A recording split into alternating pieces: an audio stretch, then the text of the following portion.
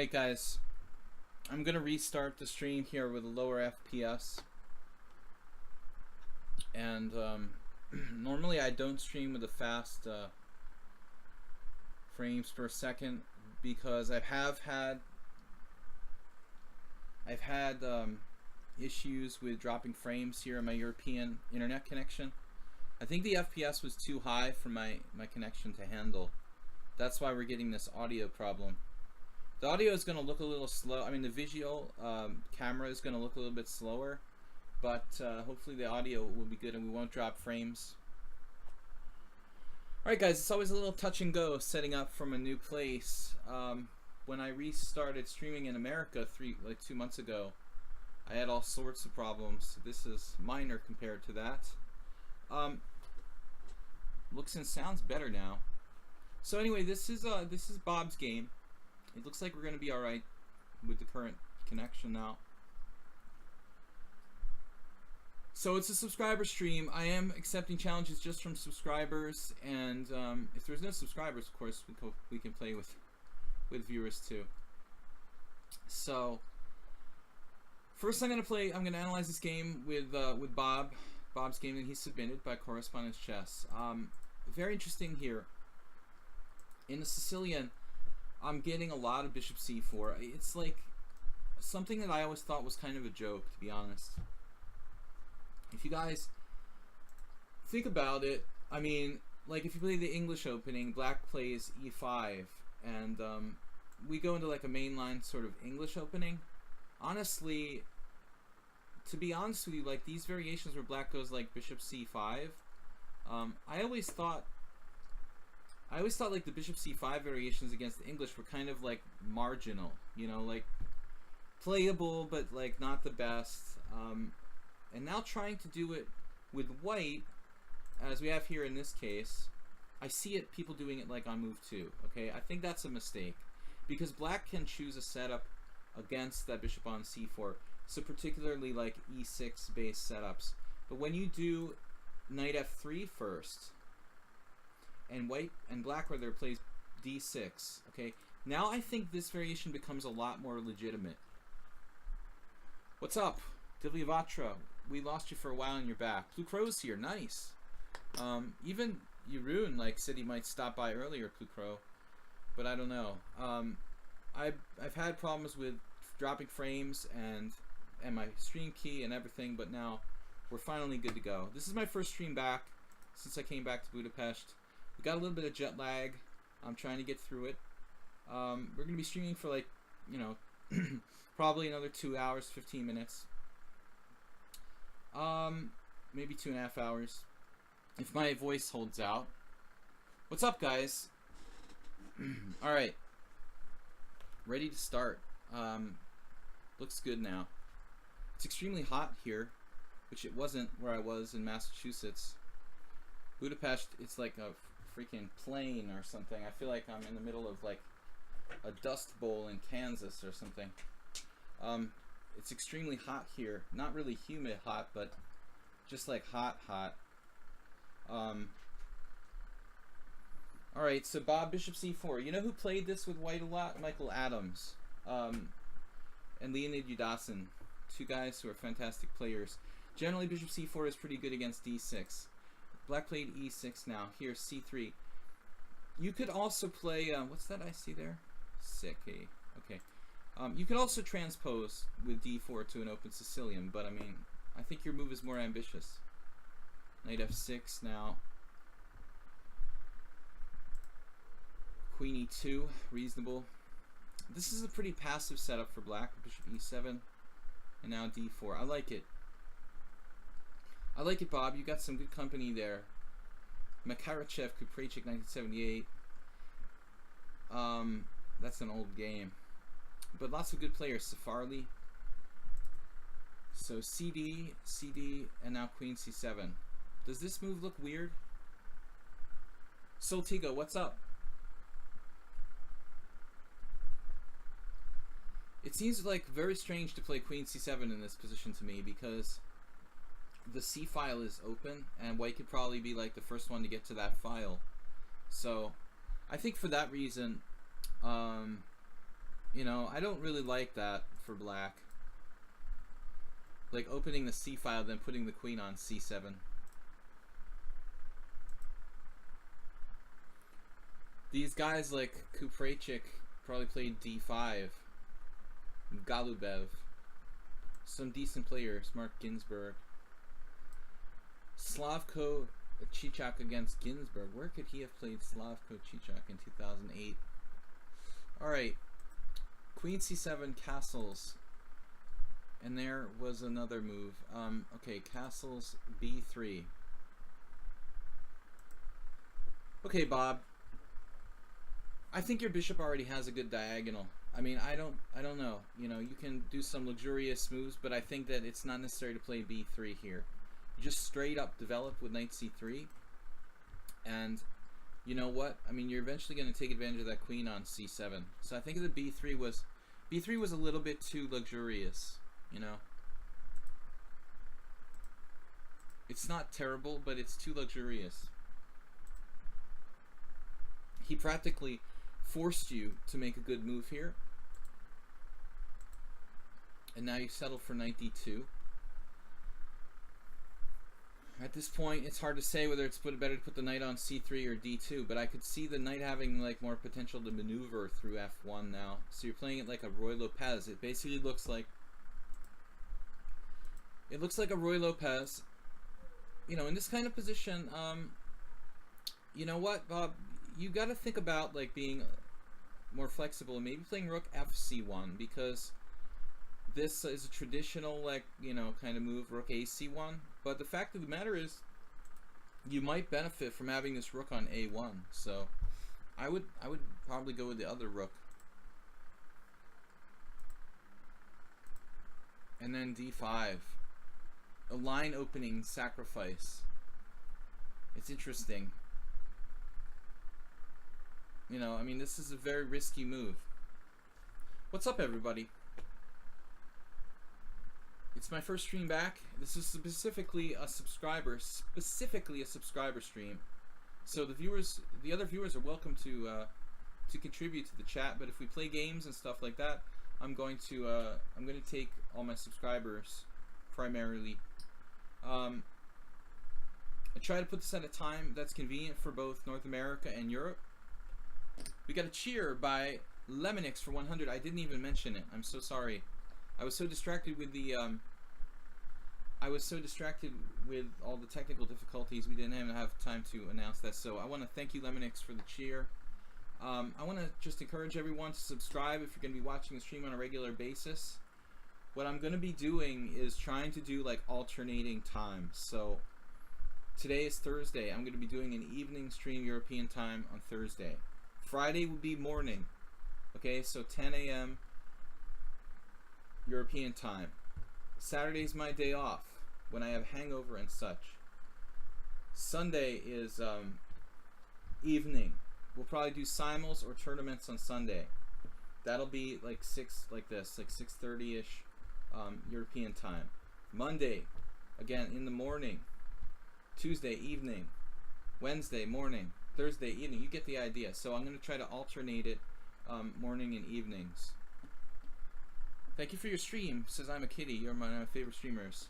Much appreciated. A little bit of an awkward start here, guys, with my technical difficulties and audio difficulties and drop frames and starting late, and sorry about that, but I'm a little bit jet lagged and I wanted to get this thing up, but I didn't really have time to test it before I started, so we're just kind of flying by the seat of our pants here.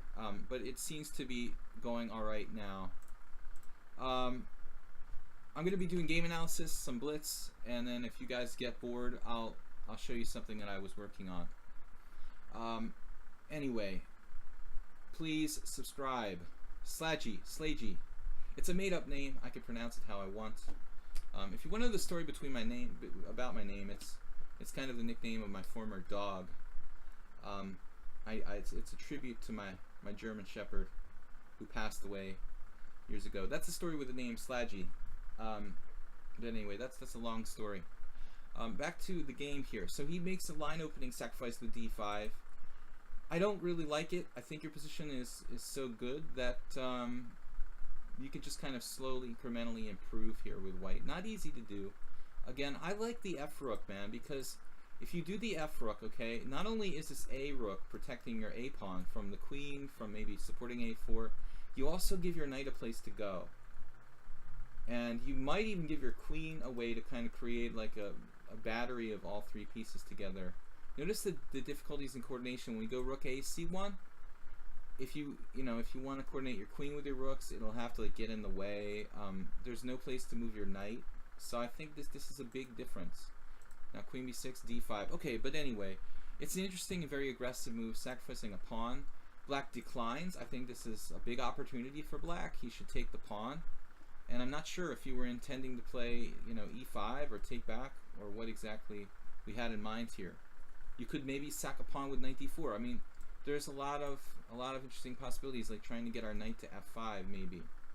I think that black's position is a little too sound for this to necessarily be devastating, but you have some interesting possibilities, Bob. It was a speculative sacrifice, but any particular we just started, we're a little bit late, Soltigo, so no subscribers today. We got a cheer from Lemonix, 100 bits, which is awesome.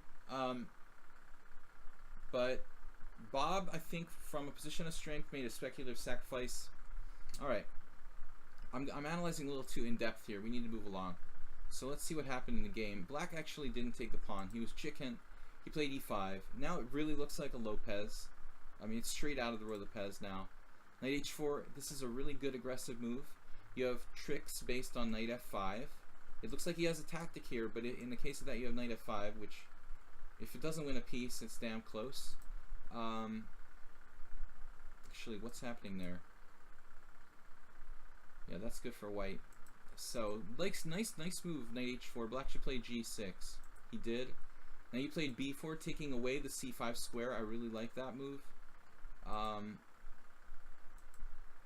now queen f3. Difficult to formulate a plan here, though, for white, isn't it? Typical Lopez. It is difficult to formulate a plan. I like g3, defending the knight, maybe supporting like later f4, stuff like that. And you played what, queen f3. Leaving this en prise, probably a bad idea. Wasabi77, what's up, guys? Bob is who's Bob again? Bob is here. It's Brundle Philly on the stream. So, Bob is from Seinfeld. Yeah, I think we shouldn't leave the knight hanging for too long. There's probably some tactical problem we're going to run into here. He has a tactic which was very hard to see, like knight takes e4 or something. So he plays knight h5. Apparently, this is like a combination problem on lichess or something, like rook takes rook, rook takes rook. This is really hard to see. I'll say the knight takes d5, not so hard to see, because, that's pretty no-brainer. Here it would be a little bit interesting. Counter sacrifice, maybe. Pawn takes pawn, and then we can take here, and there's all kinds of crazy stuff, like black gets checkmated, in a lot of variations, so that would be fun. But there's this move, that's what I meant by a combination problem. I think this move is better for black because it doesn't open up this bishop on the long diagonal, and it's still interesting though. Like you could do crazy piece sacrifices here. This looks really wild. Knight takes or bishop takes e4. I don't even know how this works. It's hard to believe this is even. See, queen g4 check. Wow, and you just kind of get lucky and you get your piece back there. With queen takes d7, I didn't even see it. But anyway, Bob, I think it's best not to let black have these tactics, and then g4. G4 is a positional catastrophe. If anything, we would prefer to play g3 in this position. You have knight f5. That's a King's Indian attack type of move. Oftentimes when the knight is on h5 in the King's Indian attack, white has this theme of knight f5. If you take, I take on h5, and then I have weakened your king position. Scaleaf says, my alias is Bob Chuang. This is Bob from Seinfeld. So, Bob is one of our most devoted subscribers here lately. So Bob, knight f5, but g4 is really bad. I think that's where you went down the tubes completely here. You just can't give him this f4 square. Like, this would have probably been like the sensible move in this position to play for g3, but he went knight h5, g4, and the f4 square. Now, tactically, the computer says bishop takes h4. Maybe that's a good move too. I would be, you know, content to just play knight f4 with black. Now you made a good move though. You sense the strength of knight on f4, tried to trade it off. He plays g5. Now what about this square? We just can't really exploit that right away.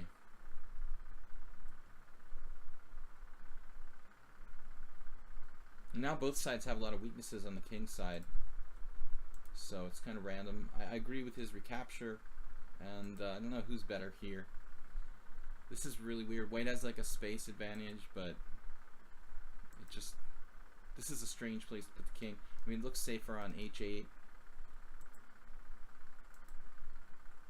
Now you have threats. That's sweet. I mean, you got queen h6 and queen takes d7. So guys, we're doing a game analysis and blitz. After I finish the game analysis, we can play some blitz with some subscribers. This is a correspondence game. If you guys want me to go over a game that you played, just send me a message on lichess to my account Sparkle Horse. Just send me a link to the game you played or you want to analyze, and I'll put it up.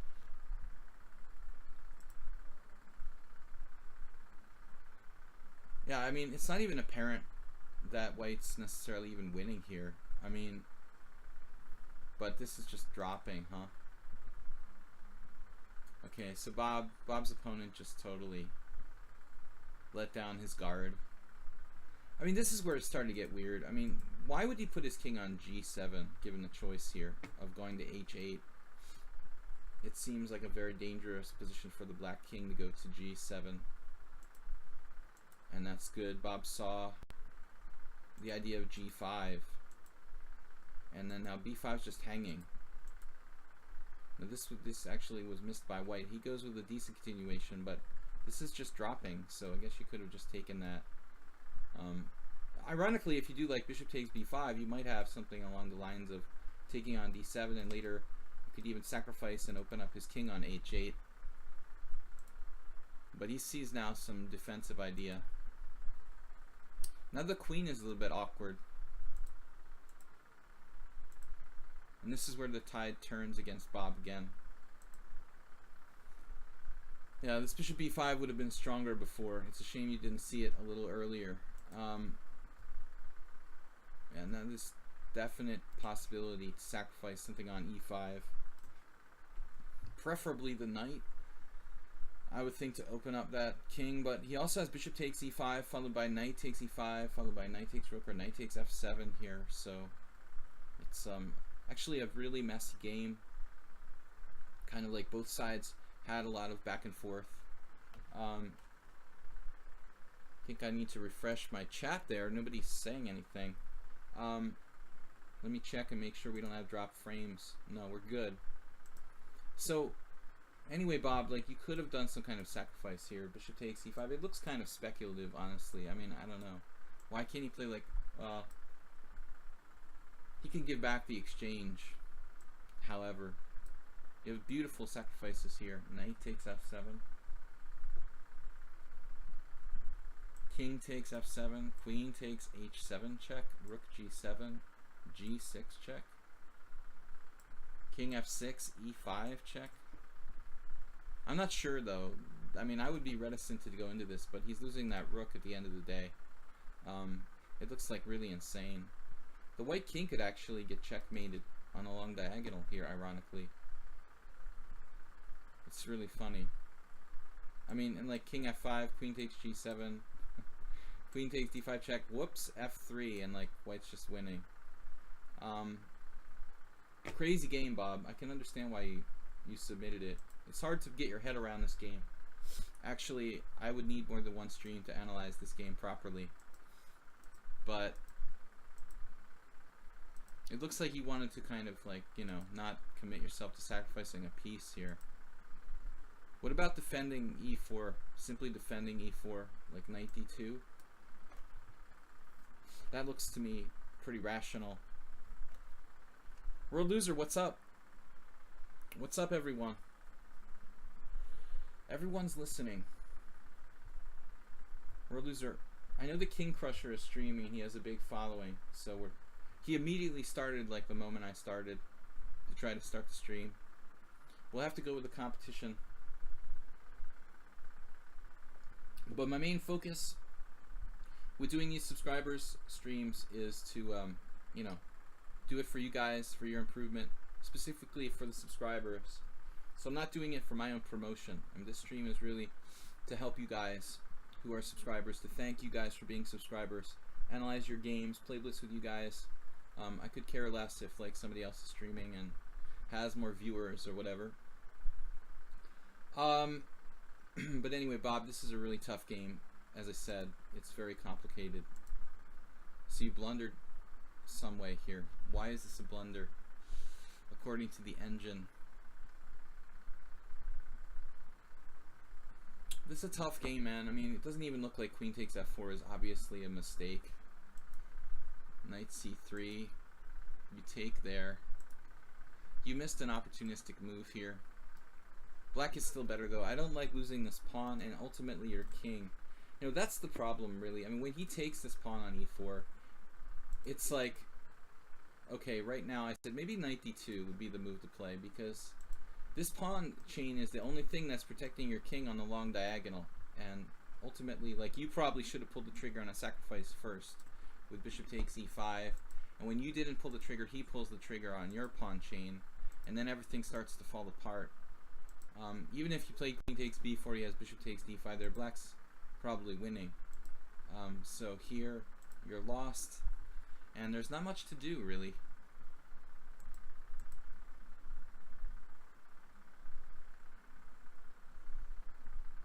According to the computer, you're lost here, but it doesn't look so easy to me. At all. His bishops are very strong. Yeah, rook c1. Well, playing for mate would be nice, but he has rook g7. So it's not obvious that that does anything. And now you're very much in danger. This is awkward.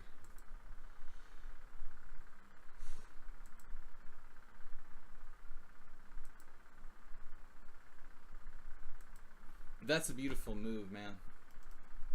That is really insane. What a back and forth game. What a really back and forth game. And then you blunder here, ironically. Like, you could just take his rook. Just take his rook with, like, a serious material advantage. And then, like, defend your rook or something like that. Probably be winning. Wow, this is insane, dude. And then you're winning again. Knight takes, rook takes, pawn takes, queen takes, and yeah, Bob seems to be pretty good tactically. When he has a strong tactic, he sees it. Black actually resigns here. A little surprised he resigned automatically, but I guess he just doesn't have a good move. Bishop g7. What about bishop g7? I mean, this is worth a try, no? Like rook takes f7, bishop takes h6. Black's only down the exchange. For a computer, this is an easy win, but for a human, I'm not so sure. I mean, you have to watch that bishop pair, and he has a passed pawn too. New background. No more bird feathers. Yeah, that's a very marginal setup I've got going there. This is my clean office, my normal home. That was just a kind of, you know, makeshift. It's a makeshift office. This is my normal place. What's up, Divyavatra? All right, Bob. Thank you for that confusing game, man. I wish I could come up with more for you there, but I think you should probably analyze that game a little bit on your own. I mean, there's a lot going on there. I can't possibly like even begin to touch the surface. Too complicated. But I hope that you can get some benefit from what we talked about. I'm gonna play here with Divyavatra, one of our subscribers, if he's still with us. Saroche started watching, our original moderator. Alright guys, I am a little bit jet lagged. I'm gonna make the excuses.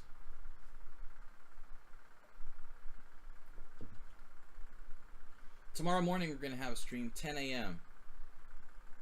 10 a.m. Blitzing Classical Chess. I'm trying to move twice in a row. Good old Budapest. It is hot here, guys. I hope the sound of the fan doesn't put you off, but I cannot survive without it. Yellow Dragoon.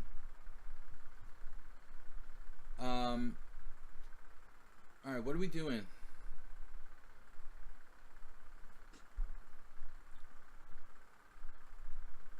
Whew, it's hot here. Damn. It's like plains heat. Some Midwestern state in the US or something.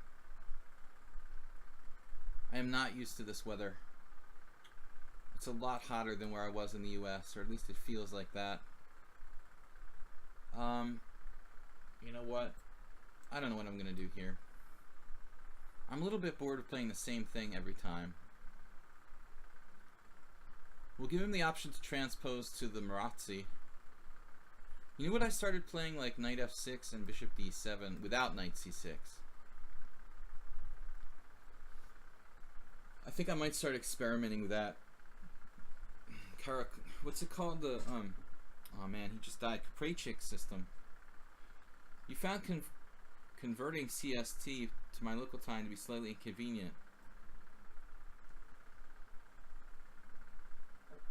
Well, I mean, yeah, basically, this is the primary time zone in Europe.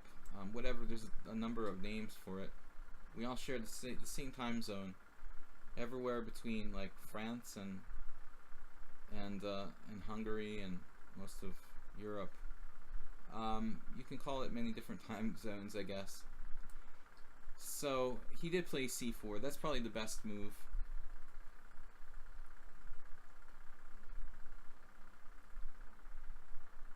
Yeah, sorry for the confusion about the time. I don't know what to call it in the stream title. I go by CEST. It's still Central European Summertime. Am I correct? I am streaming from Budapest. Vatra.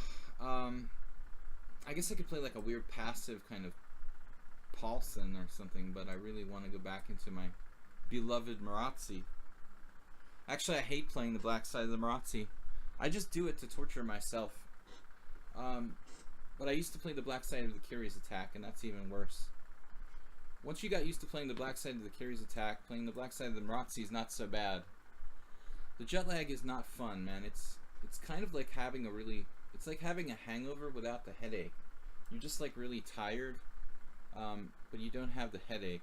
Like, it's like being sleep deprived. I guess most of you understand what it's like, having experienced it yourselves, in most cases. Alright, I'm gonna exchange knights here. I mean, you go to sleep and you sleep, but you still like can't sleep that well, and then you end up with you end up feeling like you're sleep deprived anyway. It would have been 1 p.m. in my former time zone. Man, I was trying to do some problems. I've been trying to do some tactics problems on lichess, and it's just so dependent on how tired I am. If I feel good, I can really score very well, and if I'm tired and like sleep deprived, I get like half of them wrong. Anyone else feel the mic volume a tad low? Well, hopefully not.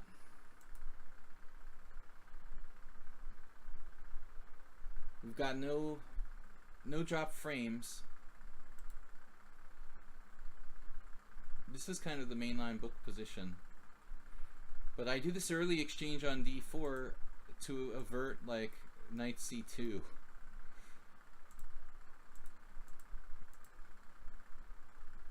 Which keeps pieces on the board.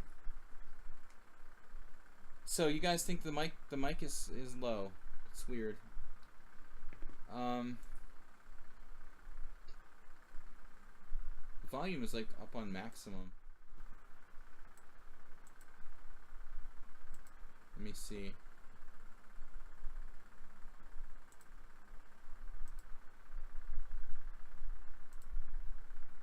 could just try to move the mic closer, which might help. And that's the simplest solution. Moving the mic a little closer. It may have been closer at my other location. Slightly closer. And you're probably used to that. Ah, Queen D3. Okay. This is a little bit like the, I don't know if you guys study the Accelerated Dragon, but it's similar to,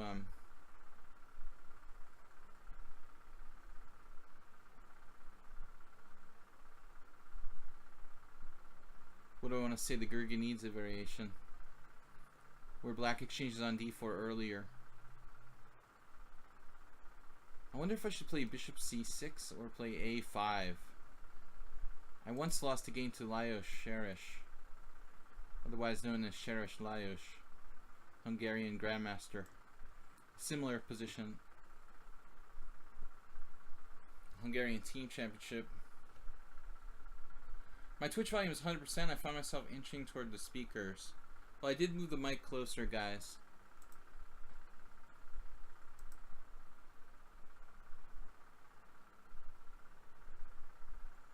So my Twitch stream is going to be, my schedule is going to be alternating between evenings and mornings. Evening like around 6 and then the next morning. We've got very few viewers here. I think because King Crusher is streaming and everybody like automatically clicks on his stream. I hope. I also guess a lot of people aren't used to me streaming now, so we'll pick up some more viewers as we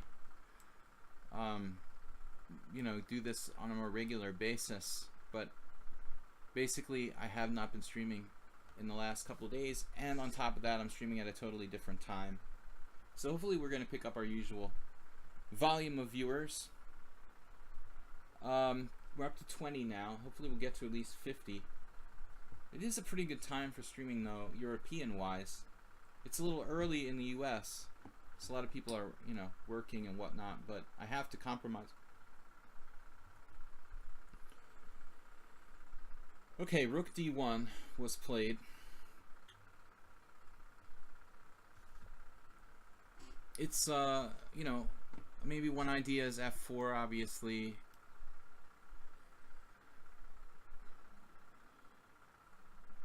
I had a game in a tournament like last year where an Accelerated Dragon actually transposed to the King's Indian for pawns attack, which I never had really like thought of before, but there is this one variation of the 4 pawns attack where black plays c5 and white just doesn't play d5, and it's ironic. I mean, like, there's nothing really special you can do other than like go into basically a form of the Marazzi. And there was this really annoying guy I played. One of the more annoying people I've played in the last year or two. And I couldn't beat him. He was like 2100. Formerly higher rated than that, but he played this with white out of a, basically out of a King's Indian 4 pawns attack. You could get that kind of position right here with f4. Alternatively, the queen, you know, can maneuver, but he's got the problem with the e4 pawn. So he's using a lot of time, actually. Bernstein OP9. Bernstein, are you a new subscriber? Because if you're not, I feel bad that I didn't remember. If you are a new subscriber, I will check. You probably subscribed before. Somebody said, could you analyze this game? They sent me a game, DJE, but I'm only doing like analysis for subscribers here today. You're trying out a new tactic, listen to inspiring music while playing Blitz. Oh, that's a good tactic, man. I mean, I used to do it playing poker and playing Blitz for sure. It's very good for you. Helps you to focus. It always helped me to focus when I was like doing something kind of steadily. I think it's a very good idea. I used to listen to, you know, when it was still like allowed, before the dawn of like serious computer cheaters. I used to listen to my headset while I was playing tournament games. In some cases that was very good. but now I guess it's mostly like illegal to do that.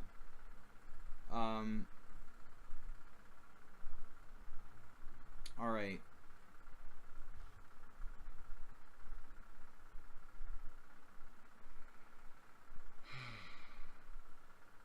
Well, I guess we continue blockade strategy here.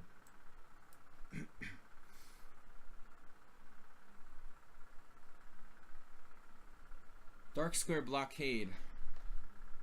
More messages below. Where are the more messages below? Last stream you subscribed, Bernstein. Okay. That's a long time ago for me. I've changed continents. I can't even remember my own name. We've got a little bit of jet lag going on, and I'm trying to fight it, but it's not easy. In a couple more days, I'll be back to speed. But thank you guys for subscribing. Thanks for coming. We're up to 25 viewers already. Yellow Dragoon, thanks for hosting me. I think I noticed you were hosting me. E5. Going for the dark squares. I'm talking slow. There was this FIDE master from Greece named George Alexopoulos. And George used to talk really slowly. And he would do everything slowly. Really funny guy. So, okay. Now we have an interesting situation. I mean, I can take on D5 and then play knight D4. Blockadovich. Or just play knight D4 straight away. There was a kid I played in a rapid tournament who did like an automatic exchange sacrifice against me and then like just lost. And it's a similar position to this.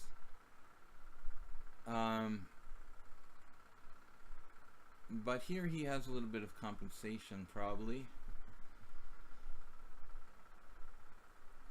Not necessarily enough though.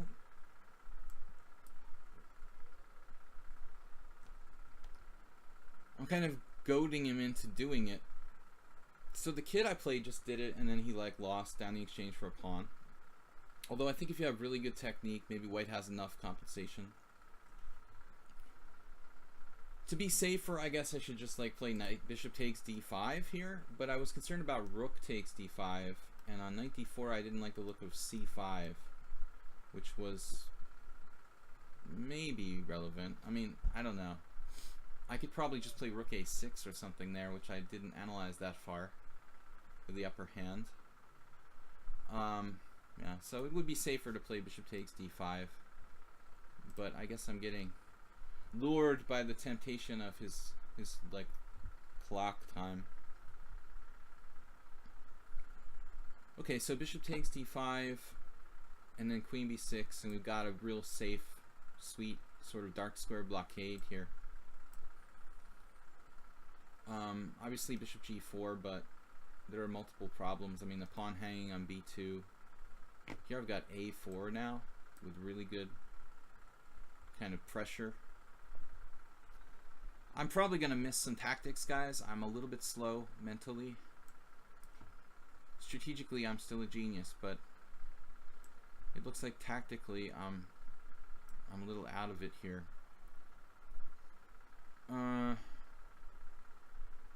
This looks great for black. Can triple up.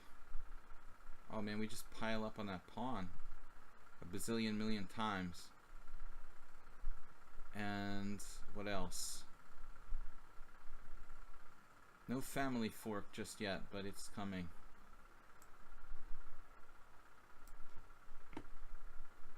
Try to keep everything protected. My queen's protected.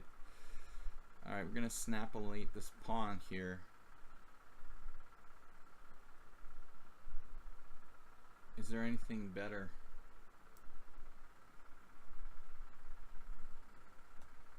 I love the A file in the Accelerated Dragon. The dark square bind.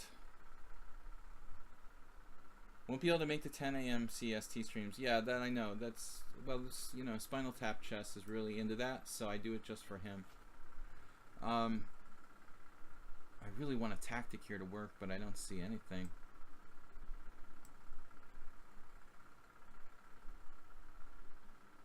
Knight and queen combination should be deadly.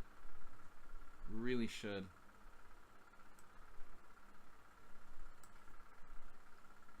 I mean, that's the best knight you can possibly have. I think he should have gone for the exchange sacrifice, 100%. If this is the alternative, I mean, we're really coordinated. And we've got threats of what? Rook a3. Not even sure that's a threat. Okay, it's still hard to break him down, huh? How do we break him down? I guess we can't really. He's got a little bit of counterplay with that rook, but it's hard for him to coordinate a second piece on it. Bishop e6 is on the way.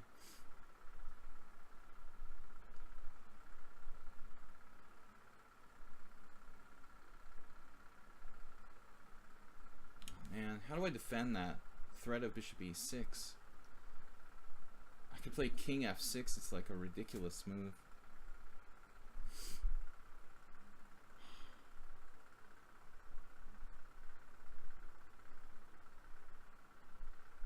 It's actually very hard for me to see a way to defend against bishop e6. I shouldn't have let him down there. I've also got very bad allergies to something here in Budapest. Rook a3.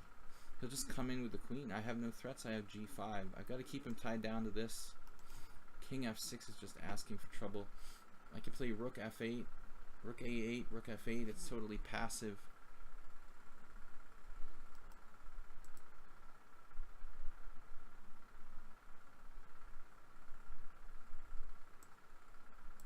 This is bad.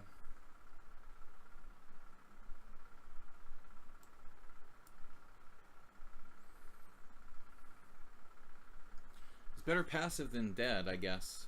I don't know what else to do.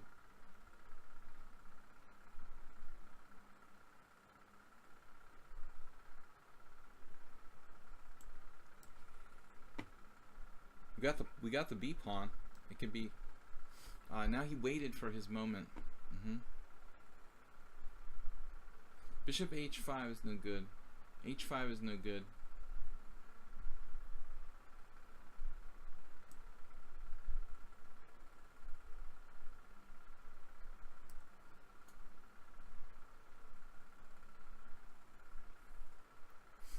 If I could trade queens, I was thinking maybe I can win this ending with the passed b pawn.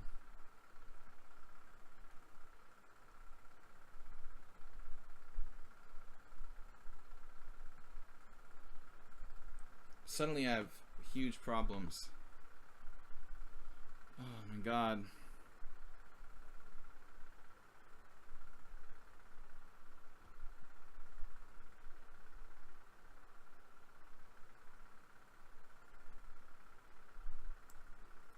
Okay, I have no idea what I'm doing.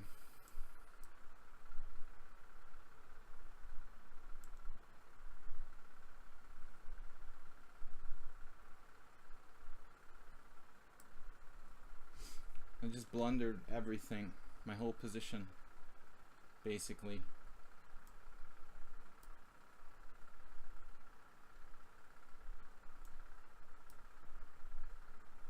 I just blundered my whole position. So sick. But Divya Vatra, from a totally lost position, showing very good technique. I mean, I learned a little bit about his strength now as a player. Good technique. He's got a lot of experience, I guess, playing tough positions and defending. This was good technique. Queen c3 is bad, but I couldn't find a move. It was ridiculous. Like, I could not find a good move. I know it was bad, but I just didn't see anything. What is he doing? Alright. Oh man, this is really rough.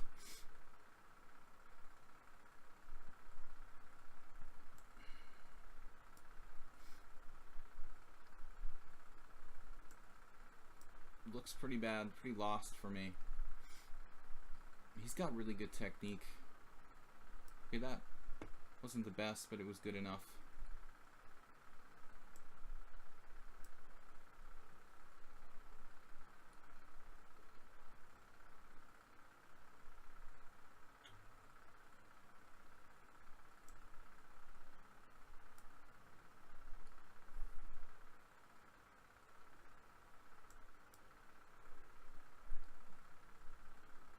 I'm like praising him for his technique.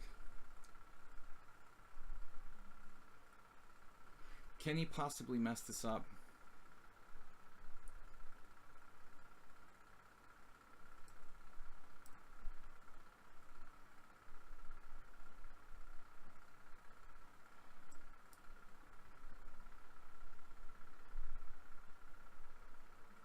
Well, that's an unfortunate move that I overlooked.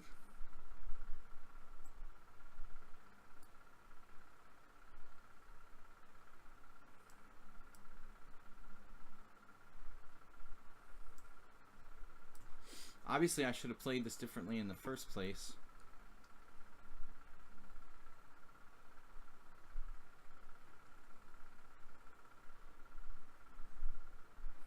I feel like I'm 17 pawns down. We definitely should have been gone already here.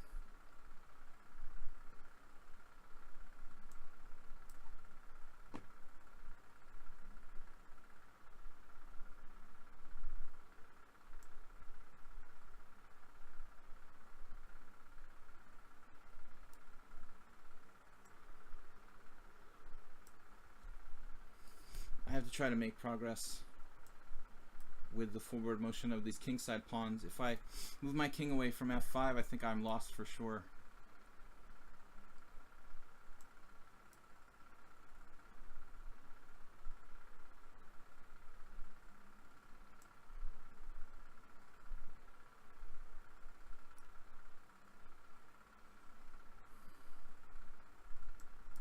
This is a little different now though, because I have some counterplay here.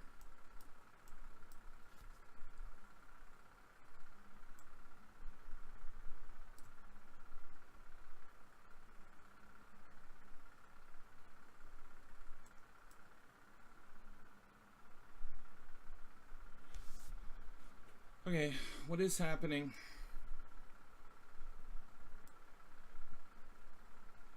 Worst endgame ever? Maybe by both sides?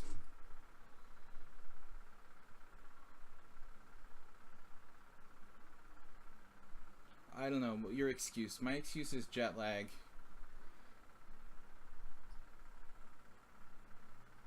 Little Penguin, welcome. Very not Asian. Yeah, Penguin sounds Asian. Well, I gotta take this pawn, it looks like.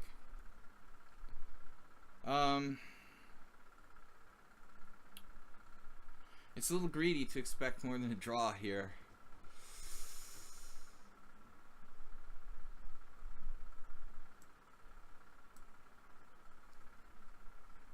Even rook d5 check would be okay.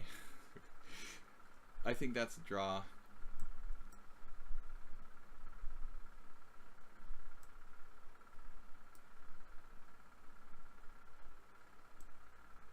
You have the opposition.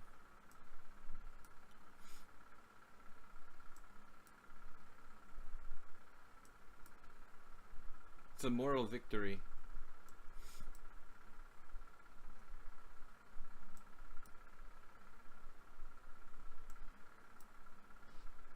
Moral victory for the Vivacho. Do not play the endgame like I did here. I lost everything. I was almost winning and then gave him everything, and I should have lost, but somehow it's a draw. Then I might have even been better for a moment there. Alright, man, nearly 100 moves. 82 moves. The Dutch word for penguin is pronounced more like pingvin. Pingvin. Pingvin. It's actually the same in Hungarian, pingvin. Yeah. It doesn't sound like penguin, it sounds like pingvin. Yeah, makes sense. Yellow Dragoon got a 30-15 challenge. That would be nice. I would enjoy that, Victress, but it's too long. Something between 5+3 and 8+3 if you're a subscriber. Yellow Dragoon, Nefedov. Did you subscribe, World Loser, yet? If World Loser is the first non-subscriber, I would accept him in the stream. Just because he's my moderator and my buddy here. Otherwise, I'm not playing anybody who's not a subscriber today, unless they happen to be a moderator. But I will take the subscribers first. C4 G6. Oh man, Yellow Dragoon and your King's Indian. I'm really not in the mood for that today. Oh. Alright. It's just so high maintenance playing with King's Indian. Let's try some kind of English. I know you're going to be angry with me for playing the English, but I don't think I have what's in it, you know, what it takes to play a really sharp King's Indian. Too much jet lag.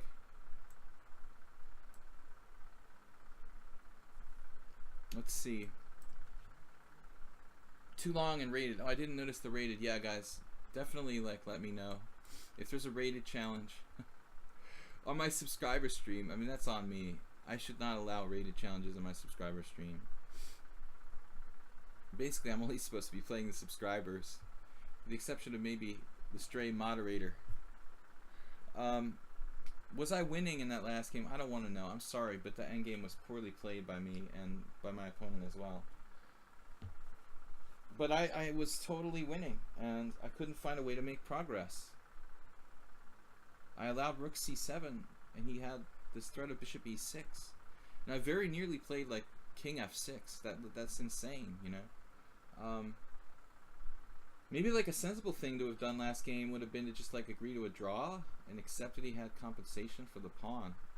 Do something like, I mean, to do something like when he went Rook C7, just play my king to the back rank, not allowing, you know, him to pin me. I don't know. So let's see. This could transpose to a game I had. Rather than the traditional Rook B1 plan, I'm going to put the Rook on C1 where it protects the knight. Yellow Dragon and I had a similar game, but I put the Rook on B1 in that game. And I don't like it as much as this. I mean, objectively this is equal for black anyway, but then again, so is every opening. I guess the disadvantage of this opening is that it's fairly simple, you know. It's not that hard for either side to play these type of positions. I don't have B4 here.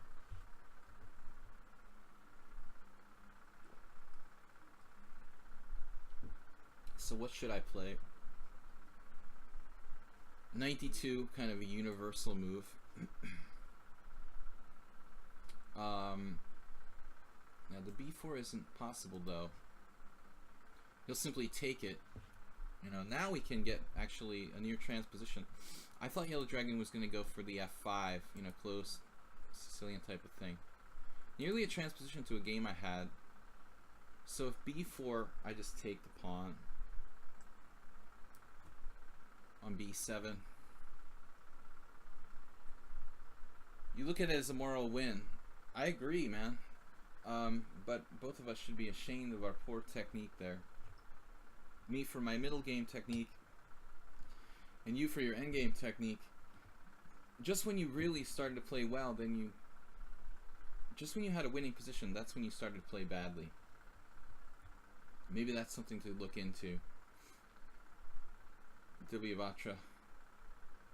Some people do tend to play badly. I actually do play badly when I have winning positions very often too. I've lost a lot of winning positions in my life. I don't know. sometimes you choke. You put more pressure on yourself. You're like, I'm winning. I've got to win. So I'm streaming 6 days a week, Phil. It's going to be alternating from daytime and evening. So it's going to kind of be like 2 streams back to back. I'm going to be doing streams like Sunday evening, Monday morning, Tuesday evening, Wednesday morning, Thursday evening, Friday morning, like that, and Saturday's off for the weekend recovery problem. Okay, Queen D7. So there was a Serbian girl who's a women's maybe women's international master. I played in like May or June, May, and I don't remember her name. Ignatz or something was her family name. She was pretty high rated, like around 2300, and I actually had a very similar game against her. But she didn't take the pawn on b4. I suppose that there's nothing wrong with what Yellow Dragon did here. I don't think it was exactly the same position, though. This actually looks very logical for black.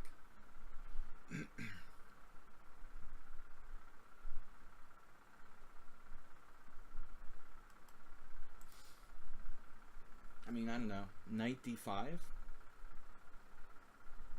Does his knight possibly get trapped on a2? Not really. I'm very tempted to play like knight d5, but I'm afraid of knight takes a2. That seems kind of ridiculous. But not. It's not completely ridiculous. I think that it's a real fear. So, I guess I have nothing here. And, what do? Black's not really threatening anything either.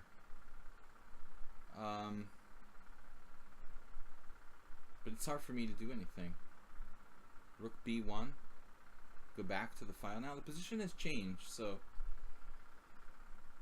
the problem is if you do something like rook b1, black has this move e4, and sometimes you're getting your knight trapped. That's why I played rook c1 in the first place.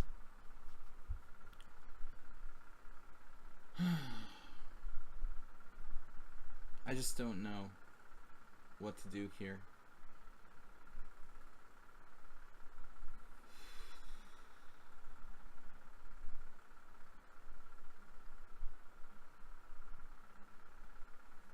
There was this grandmaster I played a lot, Alexander Ivanov, and he used to love to play the black side of the closed English. I don't know how many times I lost to him before I finally gave up trying to play it against him. He was so good at playing this closed English with black. It's better off, you're just better off playing like e4 or something.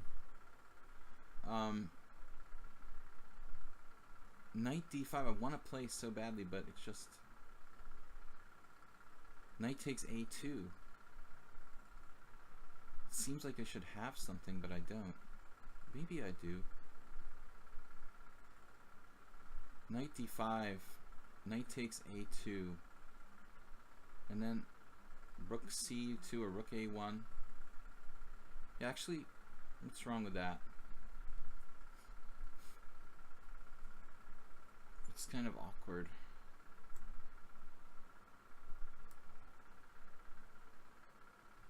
Alright, I'm running out of time. I just feel like his knight on a2 should be vulnerable.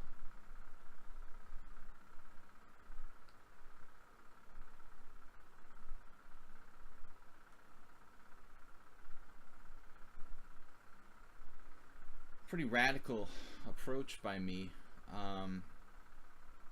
but I just was running out of time and I needed a plan. He took it. Alright. I'm basically thinking that this a pawn is weak, you know. I mean, I'd like to play rook a1, everything would be fine, except he has rook b2. Now, I knew about rook b2. I guess I secretly hoped I had some kind of great move against that, but I think we just have to play this and go from there. I guess rook a1 goes there, so. Alright.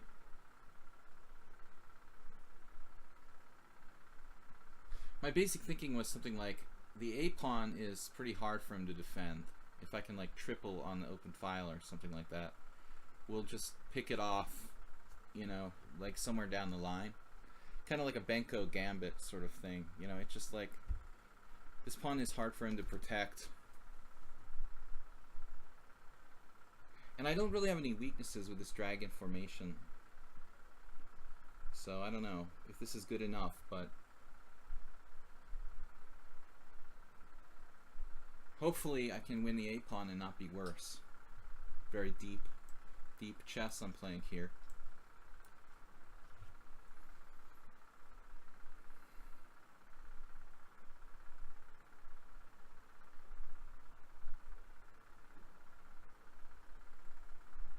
We also have the maneuver knight e4, knight c3. Maybe. He can't play a5. He'll have to play like c5, which could weaken his white square. So he played c6. That's a smart move, I think.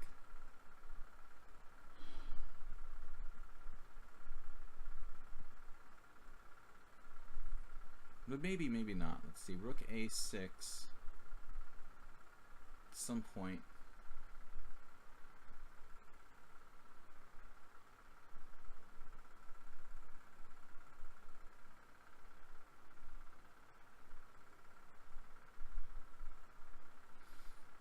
Yeah, it definitely feels like I'm playing Alexander Ivanov again.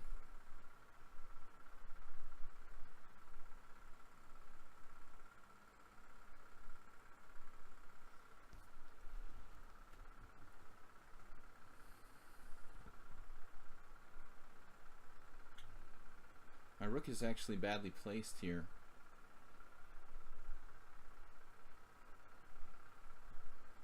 Queen a1. I need to find a good move in this position.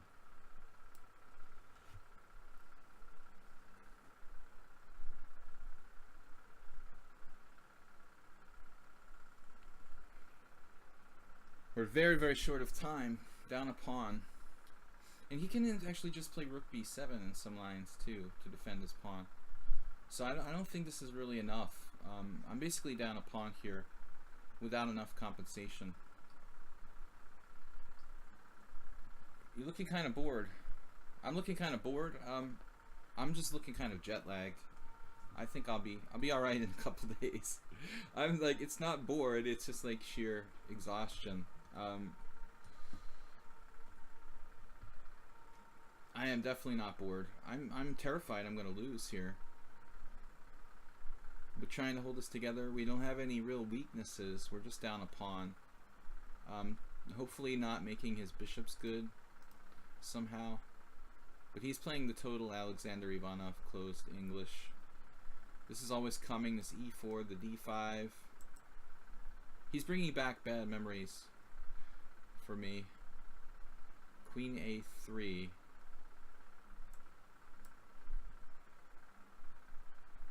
Front-loaded Benko gambit.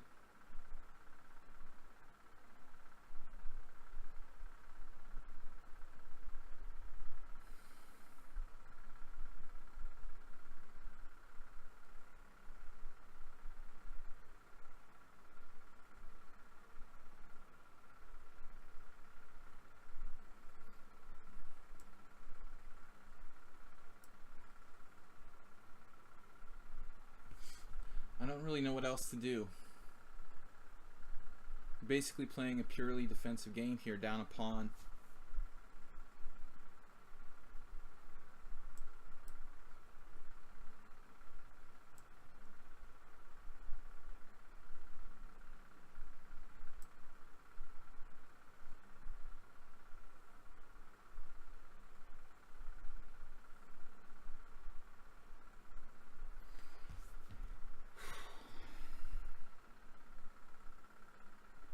He has a pretty reasonable score against me. I thought my queen was going to get trapped for a second there.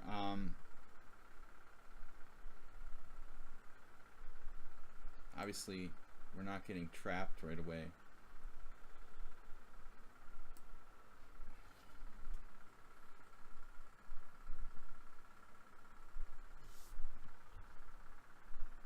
The weather is, dude, it's like extremely hot here.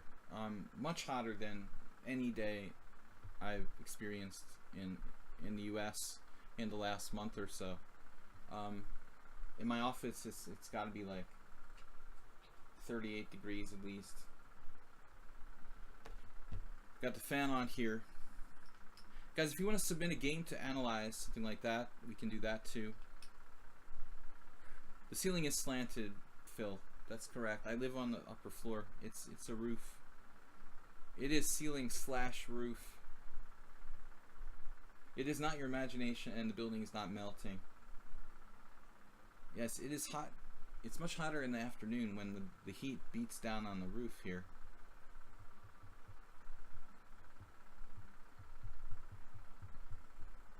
This is an awful game for me.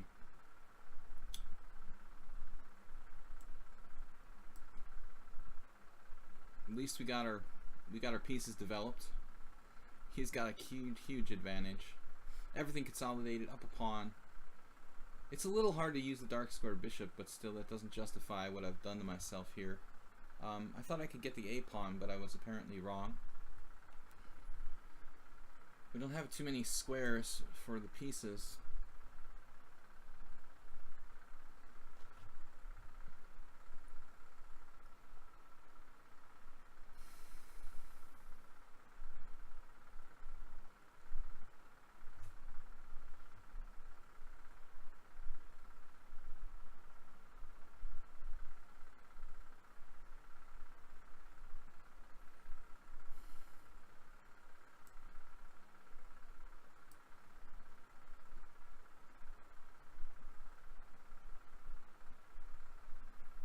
This should be virtually impossible for me to defend.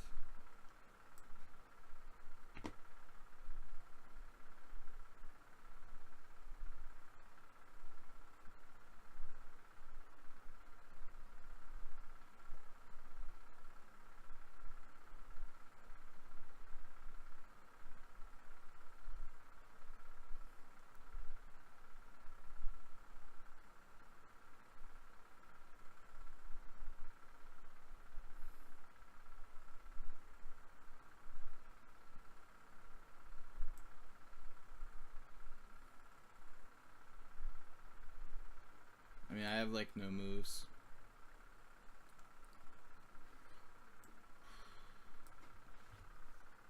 It's just lost for white. Played perfectly.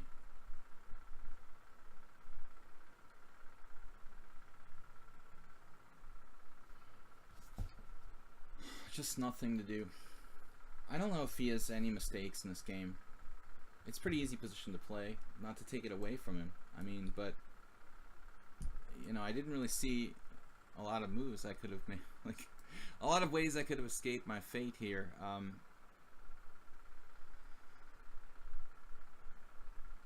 mean, some positions are just more straightforward than others, and it looks like this game I just never had a chance. Just like easy win for black. After giving away my A pawn.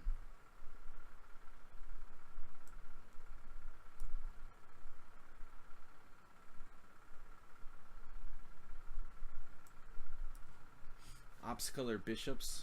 It's not a great ops-color bishop endgame.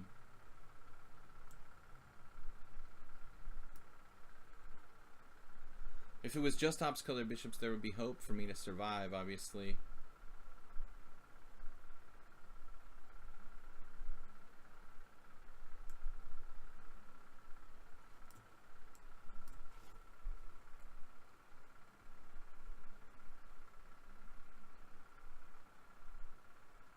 I'm just toast here.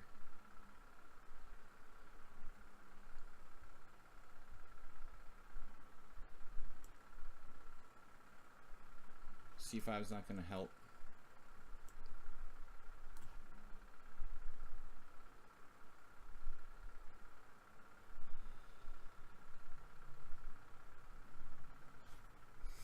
We'll try to confuse him.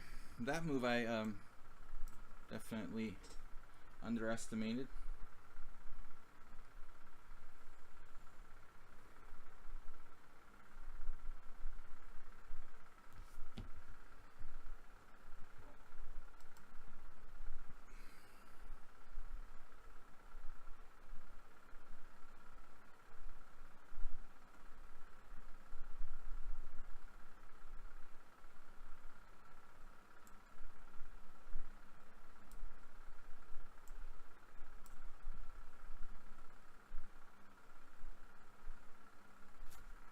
The best I can do is like complicate a little bit here.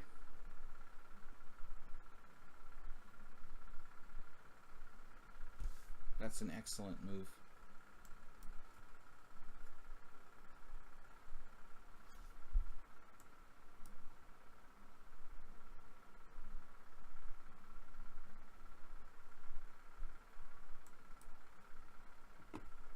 Should be lost.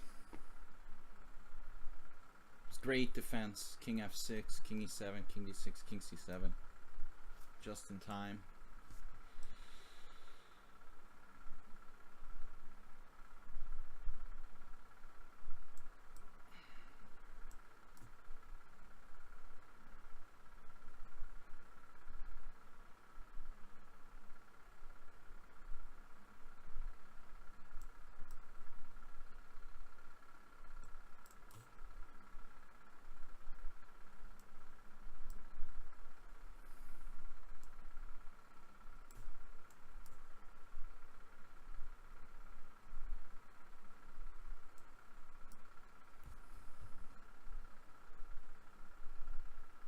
I think he actually stumbled into a draw.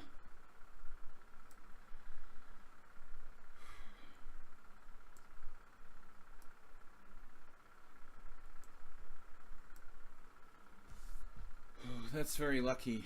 I don't know, man.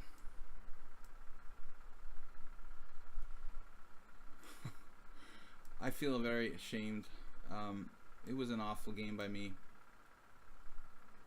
So let's make sure he can't get through here.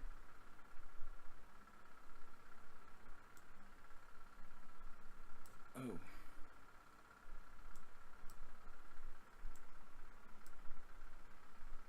Gotta control this diagonal. Alright, not proud of my play today, guys. Let's see if we got another game to analyze. This was not another pretty end game. Basically giving classes on how to not lose lost positions. How to get lost positions and then somehow undeservingly not lose. Free Nick versus Soltigo. Okay, Soltigo. Soltigo, did you subscribe? You're still not a subscriber though. Let's go back and I didn't mean to delete. You send me that again, Soltigo.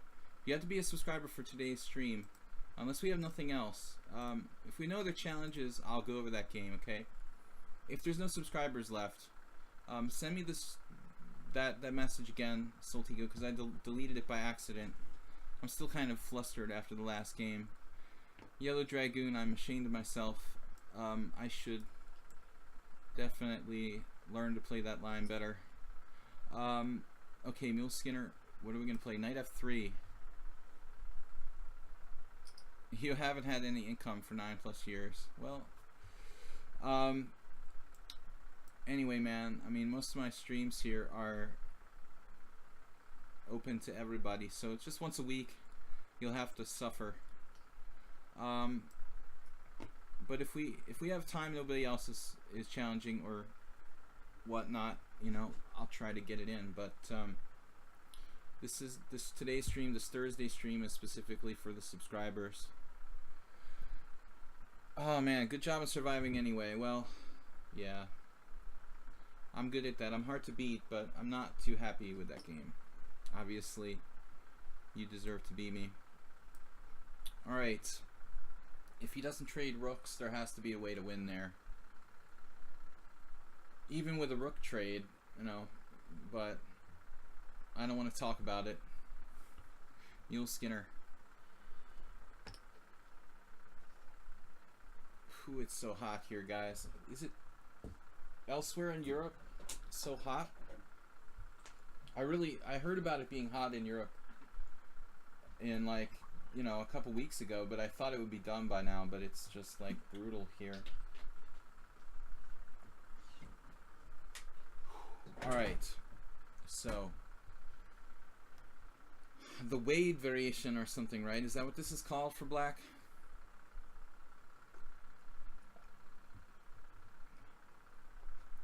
Soltigo sent me a game to analyze, but I want to honor our subscribers first.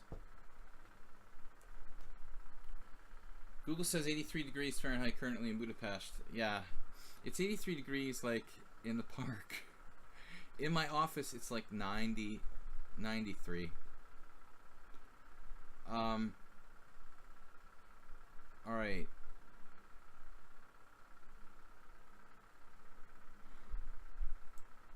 $83 doesn't sound bad.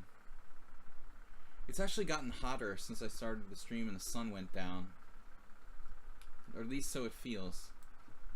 Yeah, I'm not sure I should do rookie one. What about this? Trading the bishops like this. Normally, when you have like more space, you don't want to trade pieces. But maybe this position gives me some room for my other pieces. I'm developing my queen. We can make way for the f-pawn. Plaskett called it a sidestep variation. Move 11, welcome.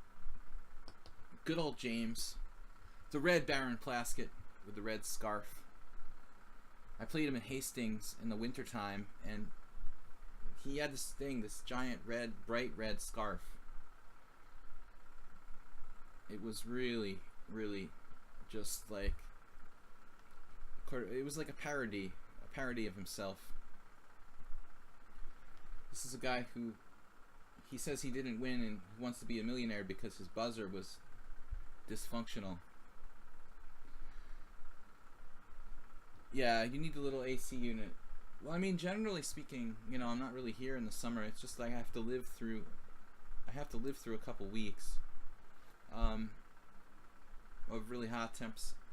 Knight h3, perhaps, rather than block the old f-pawn. But I don't know. Is it worth it putting my knight on the side of the board here?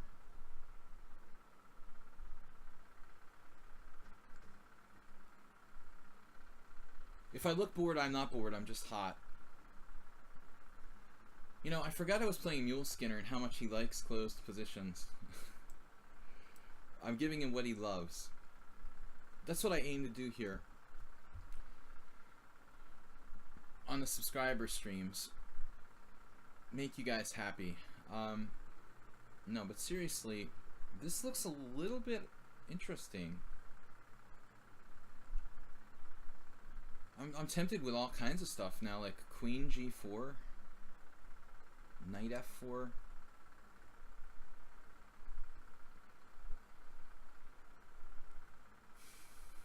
Alright, let's go with the Queen move. I definitely need an AC unit. Mule Skinner is a little passive here. H6 is also a kind of questionable weakening of the king side, which may or may not be necessary. This is the first opening in my last couple, well, I've only played 2 games, right? The first of my games that I played today where I feel like I have some sort of advantage against, well, actually, no, I mean, it's not true. Against Ilyavatra, I definitely had an advantage, and I screwed that up from a better position. Against, Yellow Dragoon, I saved a lost position, totally lost position. I would call it saved it. He kind of let me save it, but both of those guys are strong players who are masters. If you define being mastered by 22, 2300 FIDE. He played F5 now. Wow. F5. I think he just blundered. I think Mule Skinner is not ready yet. He needs to get warmed up. He needs a more than one game to get warmed up. He was having trouble with the time, I think, in my previous streams. But here he panicked. I think it's legitimate position for black if he just plays like King H7. It's not that bad. Yeah, the engine actually gives him with an advantage. It actually says black is better. That's going a little far for me. I mean, I don't know. This seems pretty far-fetched to me that black is better in this position. Seriously? Do you guys agree with that? I mean, black is better here? Like, I've got this developed, this developed, this developed, this sort of developed. I mean, and possibilities of playing F4, F5. I could handle... Okay, now it finally settles for equality, but man, I mean, why doesn't the computer like my position? What is its problem with my position? Like the fact that I have a dark squared bishop and a lot of dark squared pawns? Or, I mean, he's gonna undermine me with c5. I thought white is better here. You guys agree? I mean, I don't agree. I mean, I think white has a space advantage here. I have to have something, no? It's got to be about c5. You just play king h7, Mule Skinner, and you're busting me with c5. And if I play something passive like knight e2, you're just playing c5, knight c6, real fluid development, breaking my pawn chain, the e5 square is weak. So I have to be very creative. It looks like, you know, king h7, knight e2, c5, c3. Now I've got the bad bishop, knight c6, maybe bishop e3. The active bad bishop. I still don't believe white's worse, though. Alright. We got the game from Soltigo. If nobody else challenges me, it's a threat. Mule Skinner gave me a gift there. Mule Skinner, what's up, man? Have you not been playing much? Unlike you to lose, and it's not that late. Mule Skinner, let's see, when you were playing on my stream in the US, my time was like, it was probably a little later than this. I was streaming at like 4, so you were playing like around 8 p.m. Mule Skinner's been drinking beer again. Alright guys, please subscribe to the channel. We're going to be streaming most weeks, 6 days a week.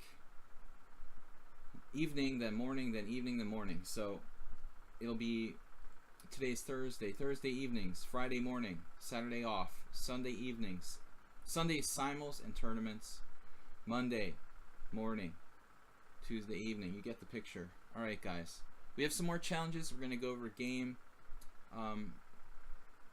Soltigo is not a subscriber, but I have no other challenges at the moment. He is a regular contributor here, so I'm going to go over this.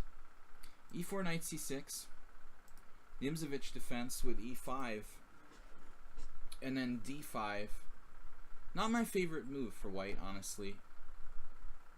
I like knight f3 in this position, keeping the tension, or takes, but takes is the main line. I had a funny game against Jared Bryan. He was like the main state champion many times, Soltigo. And Jared Bryan played knight g6, bishop c4, bishop c5 against me. It was really funny, like, way to lose. Bishop takes f7 check. He had to play king f8, and then went on to lose the game. But anyway, I like that. That's kind of a fun line. You know, the main line is knight f3 here. And then I think bishop e4 check. This is weird. It's kind of like very similar to the Scotch. Tony Miles.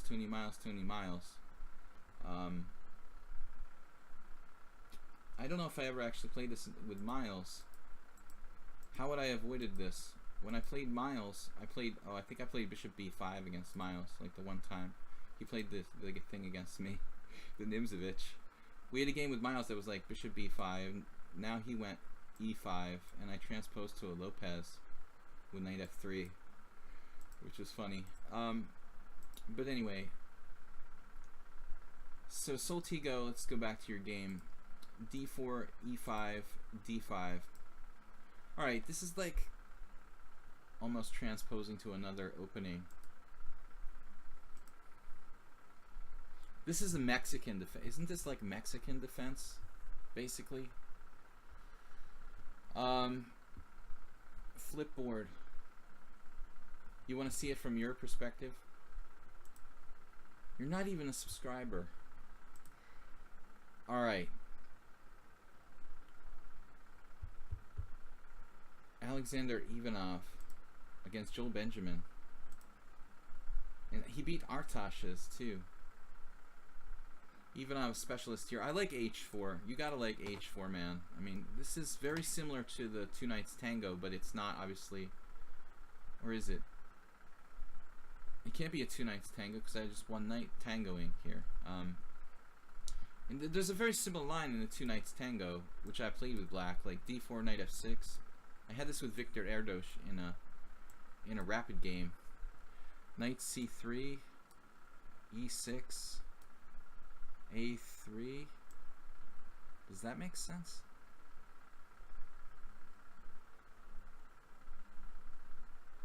Now, how did my game with Erdos go? Now, Erdos must have gone d5 right away. Does that make sense? Not really. Somehow against Erdos with black, I had this, and then he chased my knight to e5 and g6. Then the other knight goes back to g8, but I can't remember how it goes now. Oh, okay, of course. Knight c3, e5, and then d5. This is the only time I ever played this line in my life. And then e4, knight g6. No, e4, knight g8. No, that's not right. Maybe Erdos didn't play e4. I guess he played h4. Yeah, this is my game with Victor. Okay, yeah, this is very similar. I lost this line. It's really awkward for black to play this. Anyway, okay, so it's pretty similar to the two knights tango, but it's a one knights tango or Mexican defense. h4. Yeah, this looks already... I already hate this position for black, but it's playable, I guess. Played a3. That's a weird move. Why would white play a3? Looks like he should develop his pieces, kind of play for the king side here. Apparently bishop g5 is theory. Larry Mark. No, h4 is definitely the best. This looks problematic for black. I don't like this. g3 is a real safe move. Lubo Fatachnik.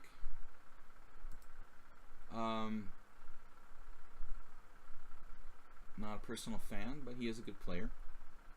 Bishop e3, another move that looks reasonable to me. Jeff Sauer. Isn't this guy the guy who plays poker, who's like, he was Josh Waitzkin's rival when he was a little kid, and the villain child in the movie, Searching for Bobby Fischer. And he's a poker player too. He's played a lot in the European Poker Tour, and here's a game. This guy played this with black in 2016, Jeff Sauer. That's a different, it's gotta be the guy, yeah. Alright, so bishop e3. a3 is bad. a3 is really bad. But I like a5, as this guy did. Soltigo. Okay, anyway, it looks reasonable. But why retreat there? Why not go back to a7? You're just making it, you know, possible to play knight a4. This is a problem.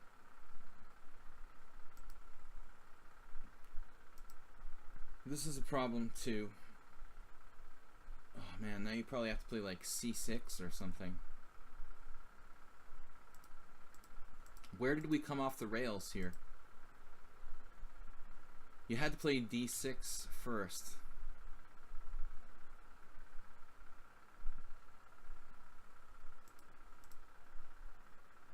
That's a really strong continuation. b4 followed by d6. Well spotted. You know, you could probably play this if you really have to stop d6. But I think the simplest solution for you would have been, first of all, to play a5 maybe first. But maybe d6 is just easiest here. Just play d6. If he goes for your bishop, who cares? You know, like, that's no big deal. It's a closed position. I mean, you don't mind giving up your bishop in a closed position. I mean, unless he's going to get some kind of b4, c4, c5 on you. So, you got to be a little more accurate here in the late opening. Yeah, the d6 looks bad for black. Basically, he's like winning here. And then you just dropped your queen. Say what? Yeah, okay, you're playing for mate. Whoa. Not correct.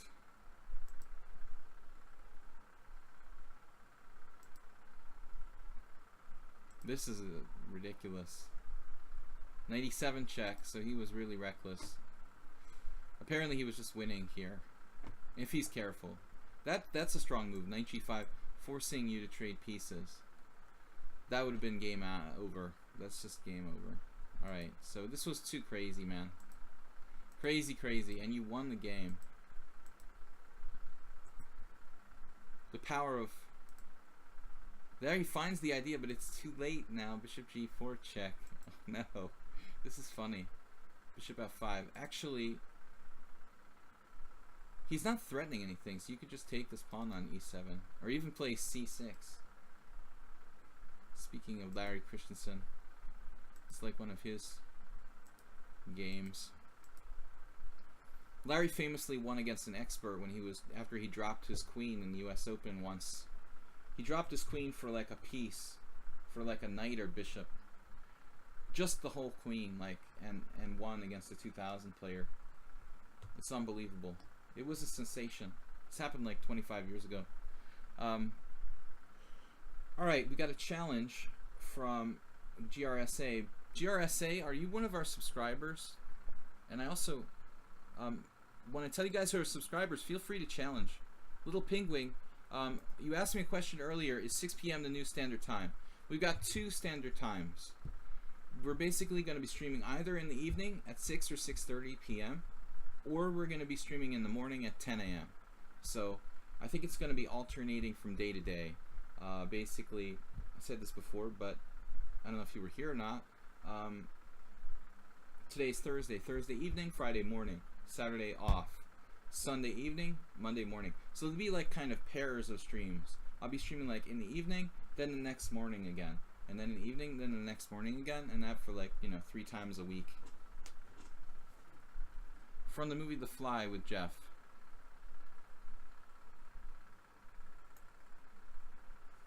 No, the guy's from Searching for Bobby Fischer. He was the villain child. Alright. Soltigo, that was an ugly game. GRSA is not a subscriber. World Loser sent me a game. Oh, World Loser sent me a game against Tricks Only. Let's see this. Alright, World Loser. Oh, 75 sent upon loss by Tricks Only. And 47 by World Loser. Sounds like it's a 3-0 game, so those are understandable sent upon loss and 3-0. It looks like it was a tough game for most of the way until around move 20. World Loser started to dominate. All right, let's see. It was Nydorf. Tricks Only played some kind of weird move. He played knight. He played queen d3. Once in a while, I'll crank out the Emery Tate variation. When I'm feeling inspired, which is queen f3. The problem with queen f3 is g6, which definitely seems like the best. Occasionally I'll get people play like bishop g4, and I even saw a good player play that. It's actually quite a poor move, I think. So g6 is hands down best. Once when I saw Nick DeFermian play Tate, I think he went with g6. And I mean, Nick's not like a dragon player. He's a hardcore Nydorf player. So if he plays g6, he knows what he's doing. But queen d3, I've never seen before. This is apparently some kind of new idea. It's 2014. Hari Krishna Vallejo's specialty. He's 1 for 3. Alright, against good customers. He managed to beat Karyakin. Obviously, the queen has lateral mobility, but it's somewhat exposed. World Loser's going to be thinking about putting a knight on c5. I mean, queen d3, this idea exists in Scheveningen. Speaking of Scheveningen, haven't seen him in a while. Yeah, that was a pretty ugly game, Soltigo, but you at least you entertained us with that. So you go with e5. Obviously, you could play, a more flexible setup. I kind of like g6, to be honest with you. Borrowing the same. That's how Karyakin Ooh, Karyakin lost twice. Oh my god. Wow, that's crazy. Karyakin lost against Vallejo, and he actually lost against another guy too. Oh man, he must feel bad. Alright, e5.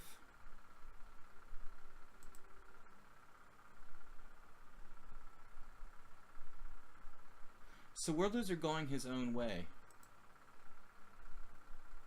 The majority of players played the lazy move, bishop takes f5.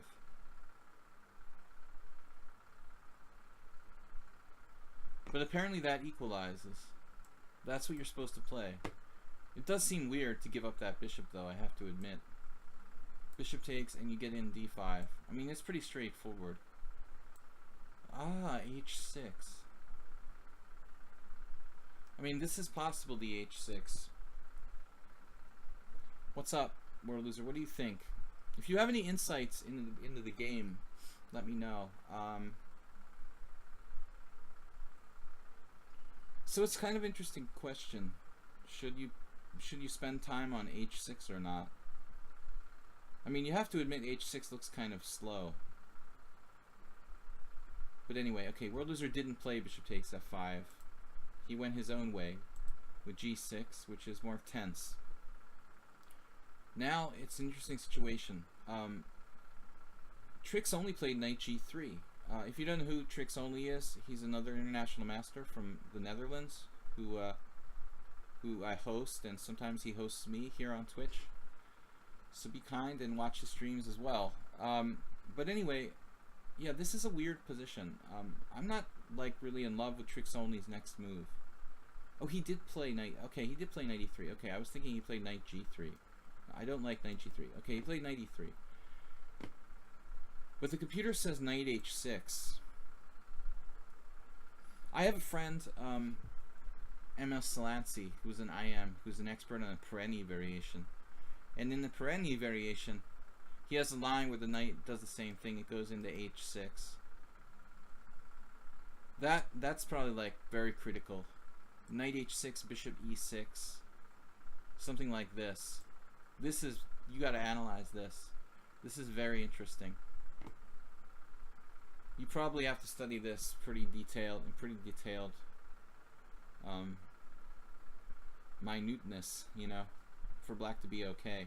If you're gonna play g6, because, you know, it looks like you can play bishop takes f5 and that's okay, but g6 is riskier. So honestly,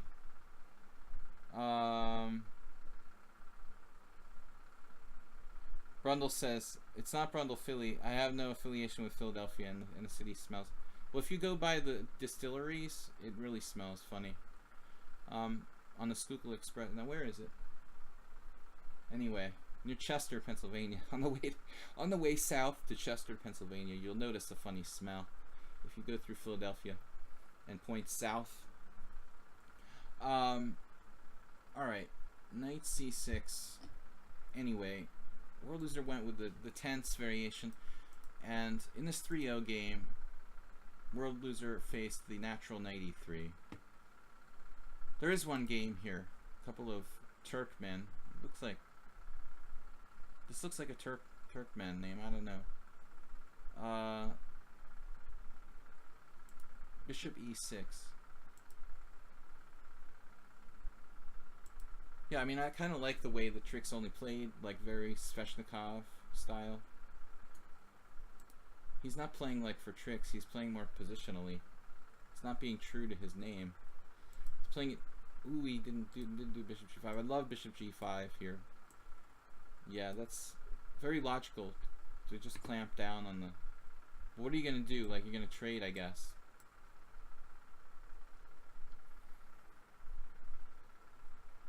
According to the computer, this is like nothing, though. Bishop h4. g5. Inducing g5. Crazy. No, it's a cool game, man. I'm glad you submitted this. So he played this, and then a3. That's a very strange sequence. You know, Trix Only plays bishop e3. Apparently, alright. Apparently b5 is a mistake. A very natural move. But it's much lower risk to play rook c8. Yeah, not make any pawn weaknesses. You kind of like the way the Tricks only played this. He just missed a4, which is another Sveshnikov type of idea. And then you took your time, and he took his time, and he, so he kind of let each other off the hook. And then bishop f5, and now the bishop could get trapped. This is a tough decision for white, to play knight e4 or move the queen.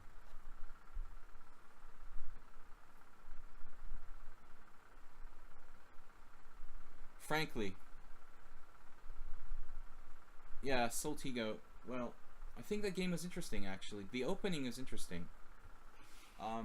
It's a good question whether you should play a5 and how you should develop that bishop to c5 or not. I mean, does this move deserve to be considered here, like knight e4? Apparently not. It's just bad because of queen h4, okay? So Tricks only. He's got a slight masterly advantage here. And this move was suspicious. Yeah, it looks like he was too weakening himself with b3, and that's where he starts to mess up. So f4, castles is scary, but now you got something. Yeah, this is even stronger. Damn, dude. Like queen c7 or rook c8. Although, like, bishop g7 is tempting.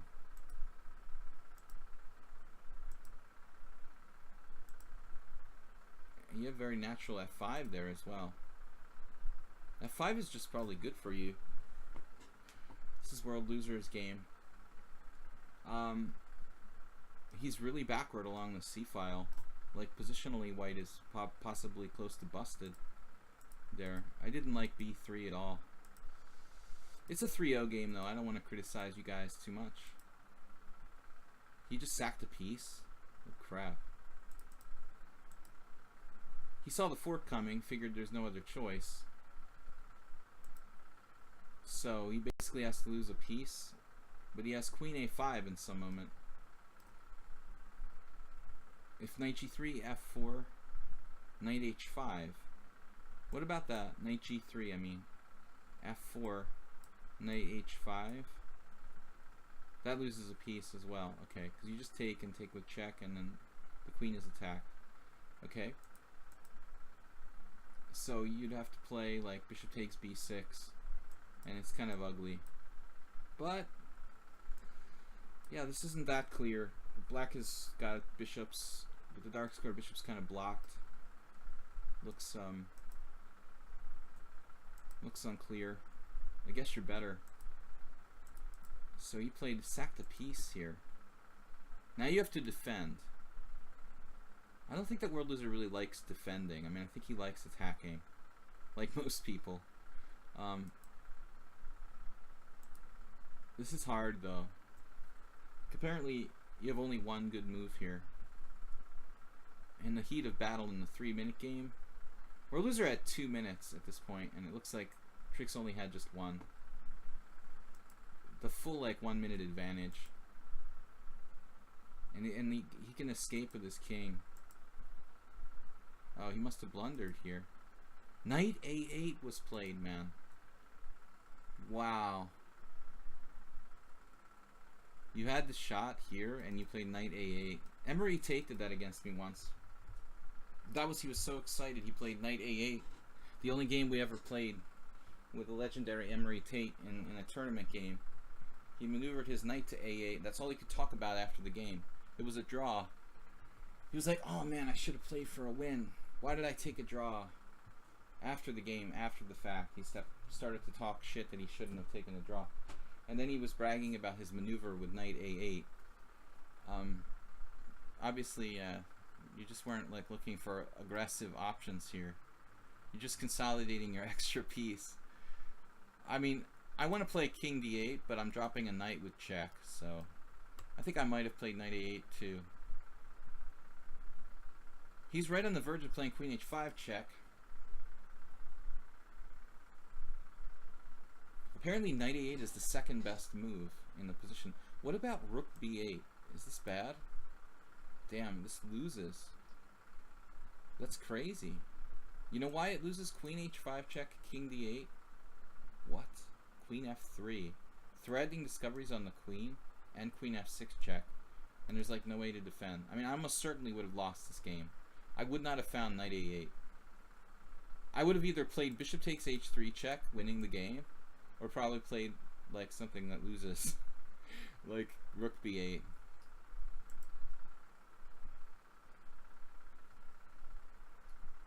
Okay, you sent me a game. Alright, Divyavatro. Yeah, you guys were clueless here. As usual, World Loser was playing too fast. I mean, he had like 2 minutes. He didn't play bishop takes h3 check.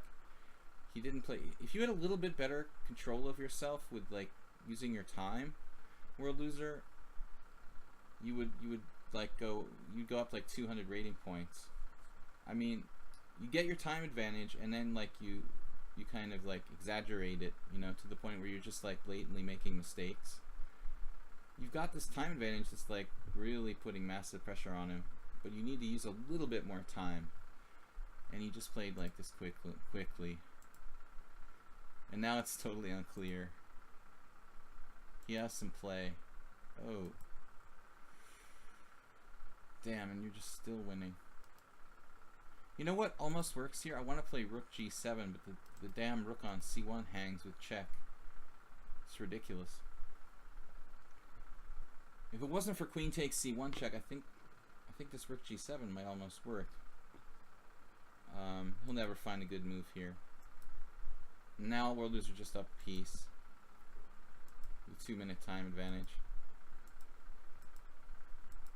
He found the rook g7 idea, but it's too late now. That was an adventure, but I think the time management, World Loser, you're doing the same thing. I mean, you won, but you know, you gave him a lot of chances to save himself. If you take a little bit more time, you know, you just have like a half-minute time advantage instead of like 2 minutes, it would be enough. Alright, Divyavatro sent me a game. Let me check it out. Interesting opening though, with that last game. Queen d3 and how to respond. I mean, I gave up playing the Najdorf before I even started. In like 1985, I saw the book by John Nunn that even back then had 300 pages, and I was like, I'm not going to play the Najdorf. Like, everybody knows the Najdorf. There's entire books devoted to the poison pawn variation. It's just so high maintenance for black to play the Najdorf. Knight c6, d4 takes. This is against It's Magic 2300. Yeah, this guy's been around. I don't know if I've played him. I must have played him. I don't know. Oh, so you're playing white in... Oh, and you don't play the Marazzi. What's up with that? Like, you just play whatever you feel like? You don't have a set system. Against me, I went with a weird move order against Divyavatro. To kind of get him to play the Marazzi, but it looks like he normally plays knight c3. Alright. Anyway, this will be fun. You know what? It's funny that I've done this before. But not in the Dragon. I actually used to do this in the Sozin sometimes. I would do the weird things like knight g4. And apparently this has been played. Of course it can't be that bad. I mean, knight e5 is a normal move in the it's a normal move in the Dragon. Do you guys know the famous game that, like, was it Fischer Reshevsky? Isn't it this position? Is it this position? Bishop takes f7?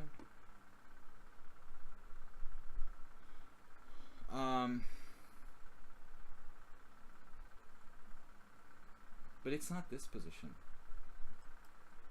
It's something different, right?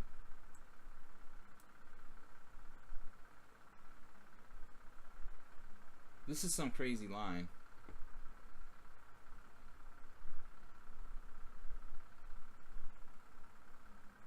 Because if knight, knight e8, knight e6, does this not work?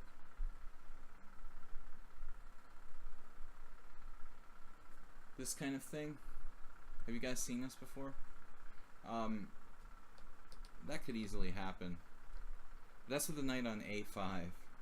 Not having the knight in the center of the board is a bad thing.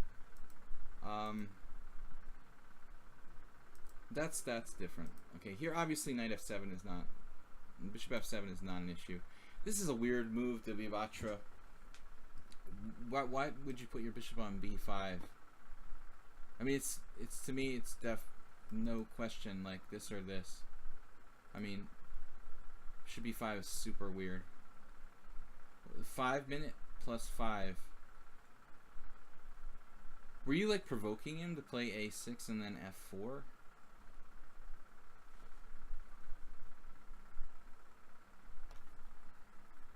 Jeffrey Zhang beat MVL in the Najdorf. Well, queen takes d4, like, you mean against the Sicilian? You mean that's like a Moscow, a Checkover variation? Isn't really a Najdorf, right? Is that what you're talking about, Soltigo? Like avoiding Najdorf with queen takes d4. It's a variation that always makes me sick.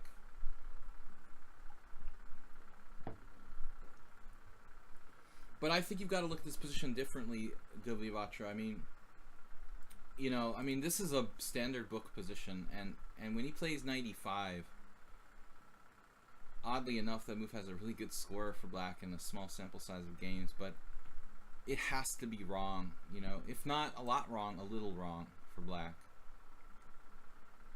You have to find a way to take advantage of this. Bishop b5 is provocative, but it can't be the best move. You've got to exploit that knight on e5 somehow. So it looks like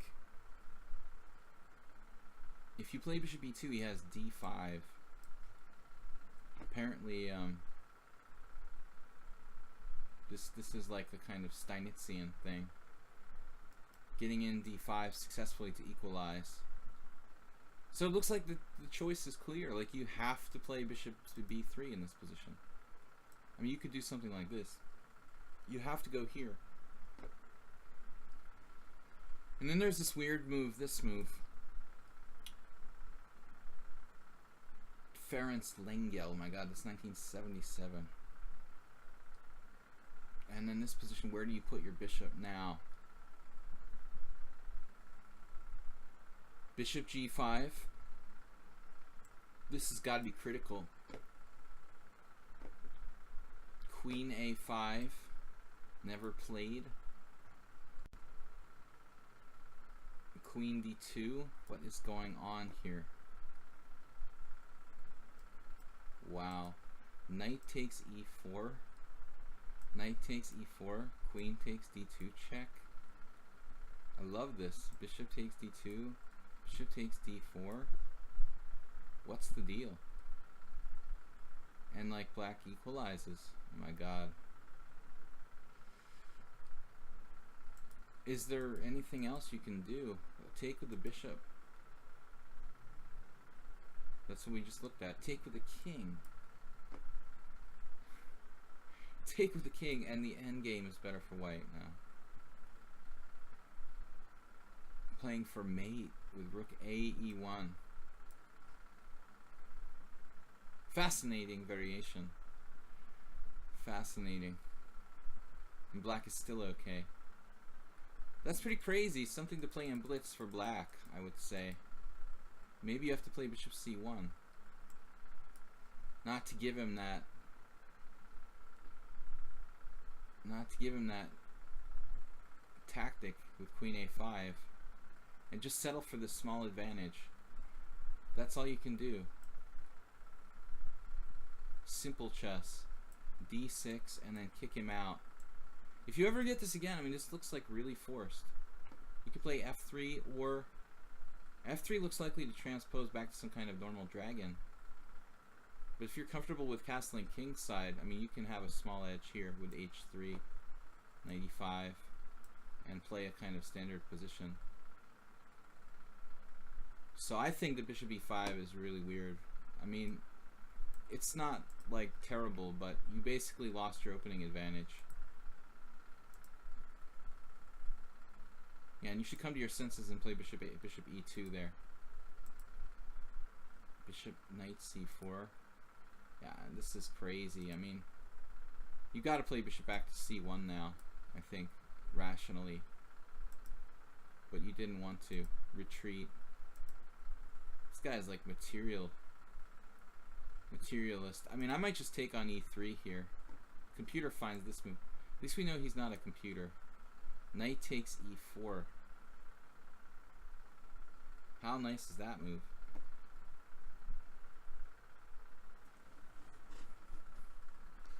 That's the sweetest move ever. Knight takes e4.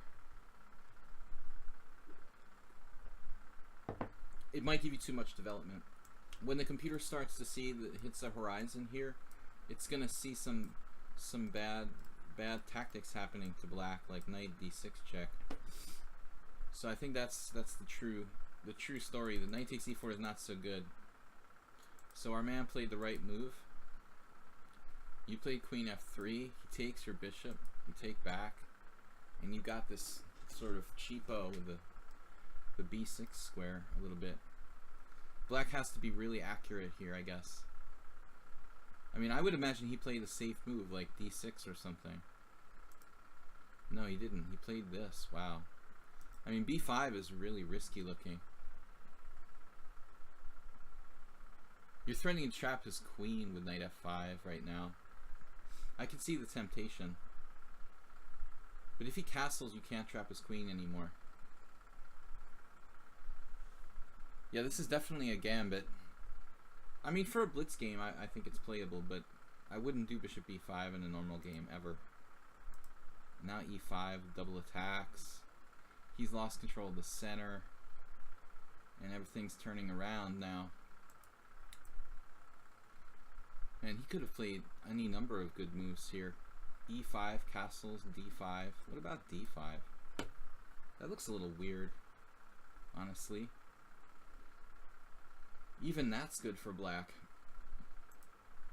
So you're kind of lucky. I mean, this is such a reckless move by black, b5. He's got no development, and he's like weakening his position more. And that's it.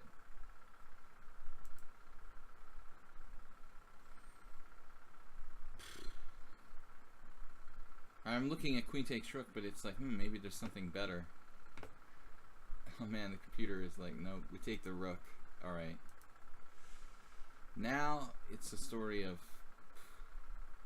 no development. Now this move, I mean, it would be nice to play like rook b1, but he's playing bishop takes e5 and blocking your rook b8. So I guess the truth is you have to make some ordinary move here. This could go wrong though. You actually, he has an exchange. He's only down the exchange, and he has a solid pawn chain on the king side. So this is a position that could go wrong if you don't play actively. That was a good move. That kills him basically. I think it's over after that. There's no counterplay now. It's just too easy. He never moved his d pawn. I mean, man, what could he do? Just too late. It's just too late. Yeah. Good game at the end. How did he actually survive that long as he did? It looks like you should have put him away really, really quickly here. That's why your centipon loss is 51. Yeah, this move. So bishop h6 didn't occur. That's pretty painful. So bishop h6, bishop g7. What happens there? Oh, okay. Bishop h6, bishop g7.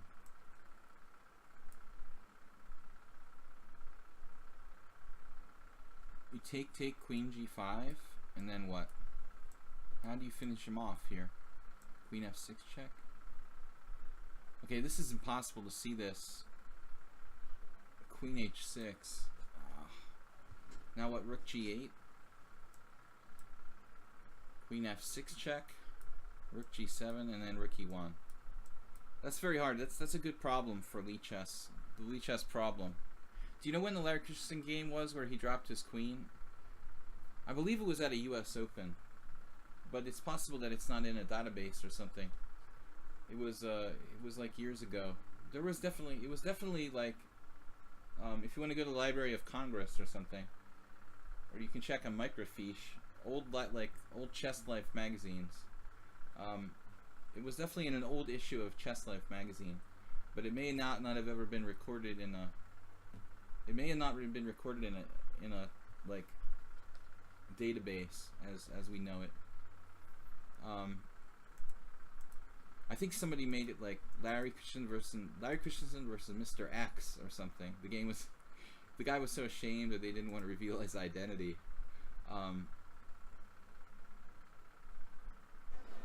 So what's up, guys? It is really hot here. Damn it, Mubot.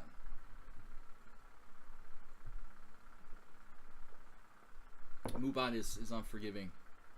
I don't know if we still have any moderators in the chat. Plukro was here earlier. Anyway, I'm getting distracted. But anyway, good game, man. I don't like Bishop e5 in the opening, but you certainly, played reasonably. You could have beaten him a lot faster. So you let him out, like here. Queen takes e7, bishop takes e5, and then queen g5 check. You're still winning.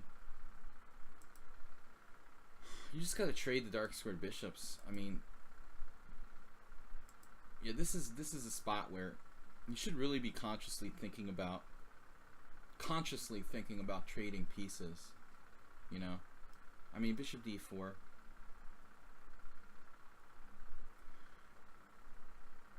All right, what time is it? 6. It's 8:30. I still got enough time for this game.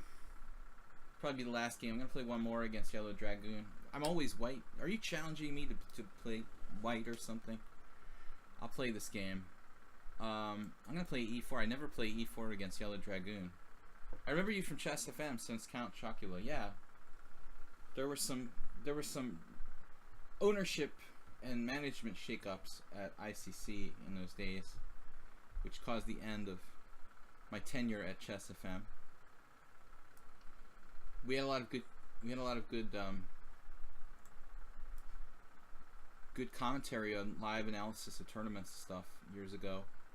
I was working on ICC, but then they had some problems with the company, and I was not happy with the situation, so I resigned. a6, bishop a4, Spanish. I wasn't fired, I quit.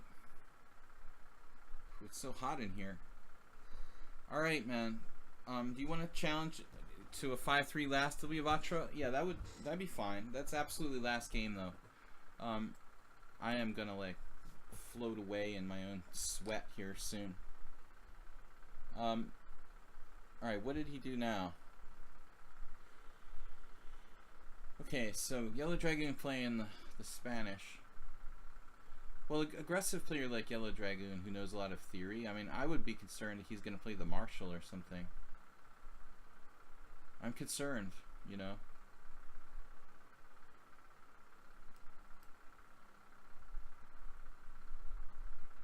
What if we just play like a Queen e2 type of setup?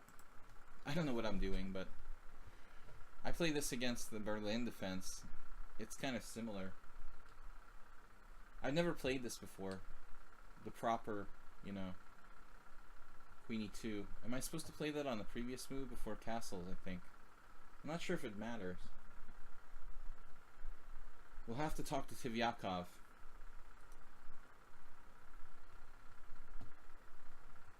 Yeah, so Vatra, it's cool. That'll be the last game for today.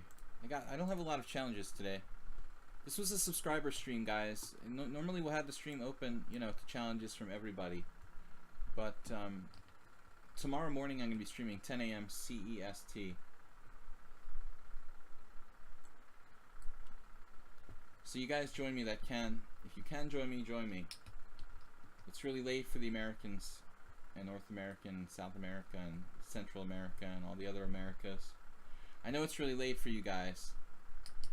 So now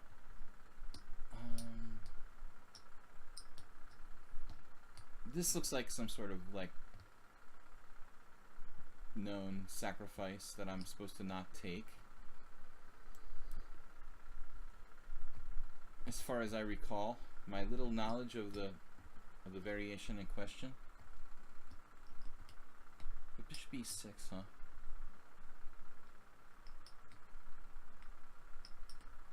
I don't know, it seems weird, but I don't have a move to exploit it.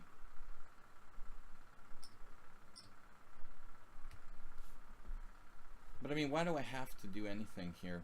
I guess that's the real thing, the real question. So if bishop g5, he'll go Alekhine style on me. Or what? Like knight h5? Alekhine had some game with like Kira's where he like put his bishop on g5 and Alekhine was like, no, Kira's was like knight h5.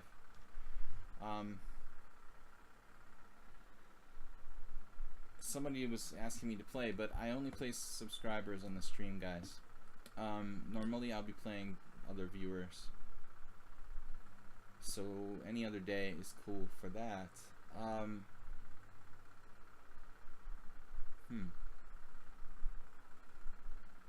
So I don't really want to go bishop g5, and I don't really want to go knight g5 because of bishop g4.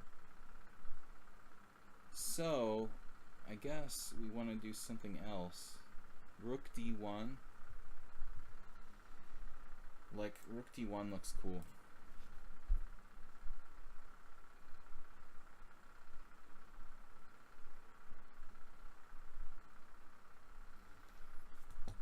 Now we just try to develop the rest of our pieces. Again, bishop g5, knight h5 is problematic.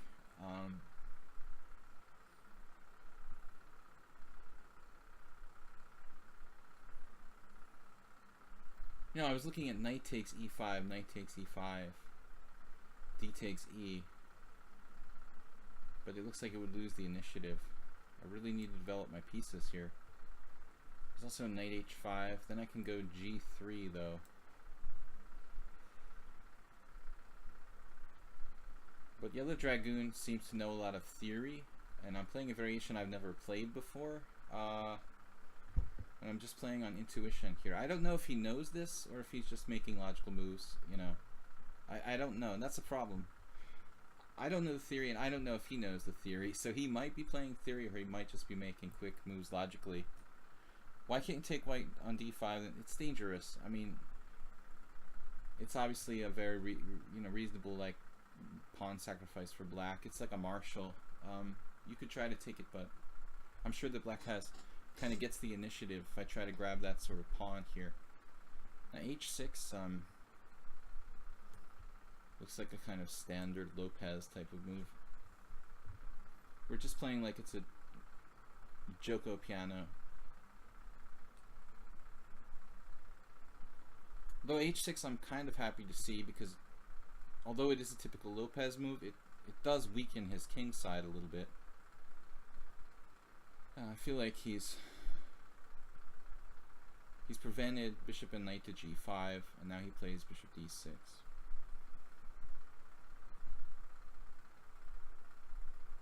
Okay, now I'm definitely playing knight g3, because I don't want to see this knight h5, and I don't want to see bishop g4. And now I can play some kind of plan like h3, knight h2, you know, the standard Joko piano type of stuff. Speaking of which, now you just play knight e7. Feels like I should have something here. d4. What's up with d4? Pawn takes e4. Well, I don't really have much there.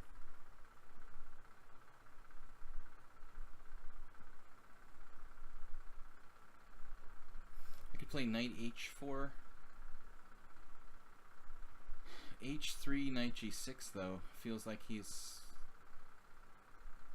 you know, he's got the upper hand after that.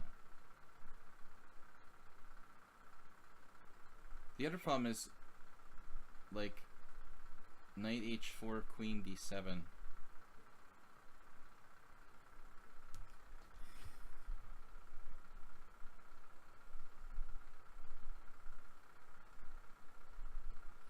I mean, I can't just let him play knight g6. Feels like then he's got the initiative. For that matter, if I played d4, he could even play knight g6.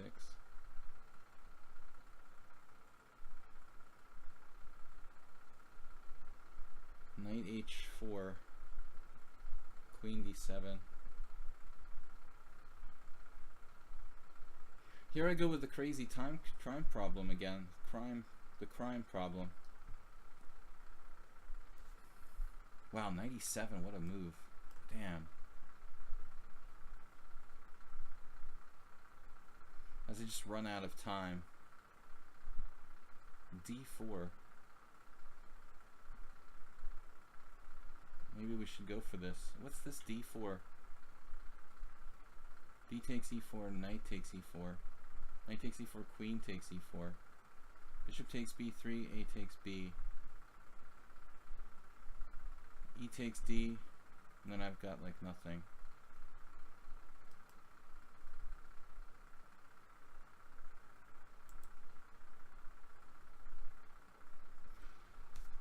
Just don't have it. I don't see it. I don't see what I can do here. Here we go with like 4 minutes down on the clock again, and I have no idea what I'm supposed to do. It's just depressing. Maybe I have to play this differently, like taking on e5 or something. I don't know. This is the only move I see to resolve the center a little bit before it gets weird. I don't like my queen opposite his rook here. But this move I totally didn't expect, obviously.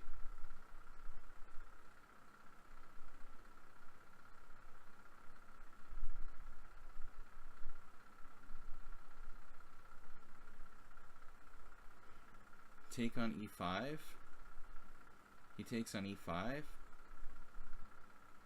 play like h3. Takes on g3. Take on g4. And this is very complicated.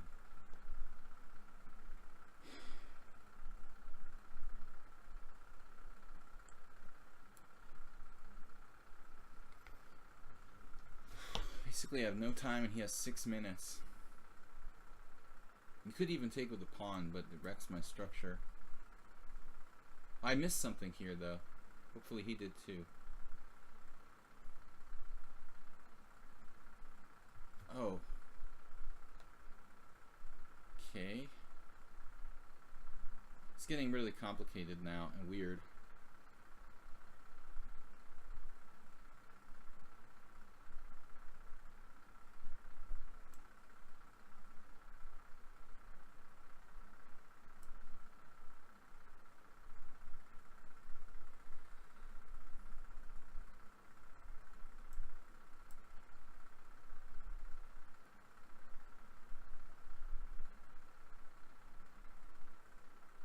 Yellow Dragon, I'm confused.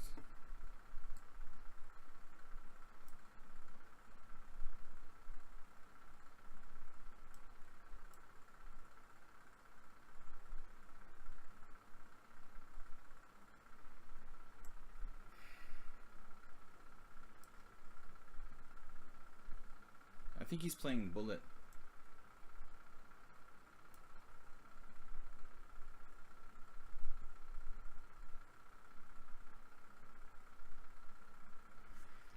He's been known to play bullet against me.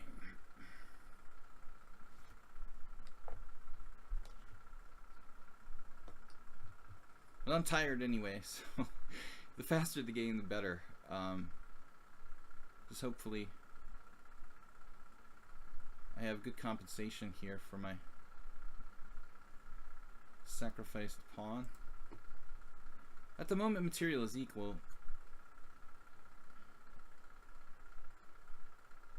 5 minutes. It's not really good time management for an increment game, but his play is certainly pretty good for the amount of time he's used.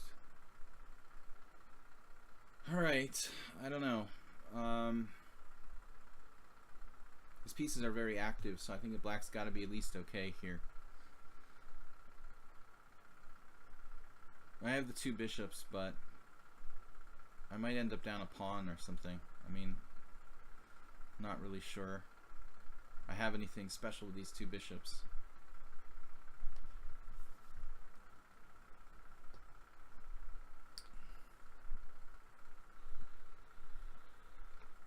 What time to stream tomorrow? 10 a.m. 10 a.m. Central European time.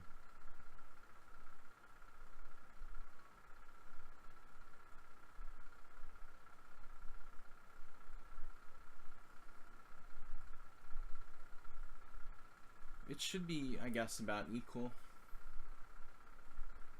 Objectively, this position.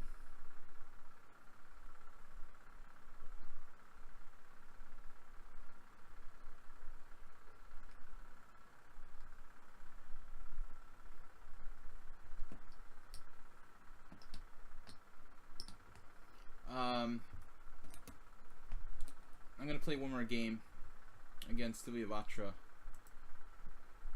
with the 5-3. But that's it. I should basically be going to bed now. Alright, now the question is Bishop A5 or something. I don't like this knight capturing on C3 a whole lot.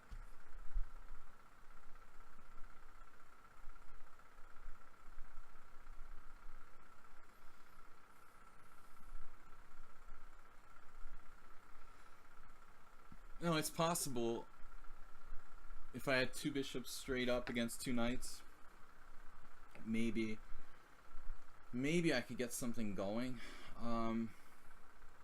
but it's really a little something here maybe for white.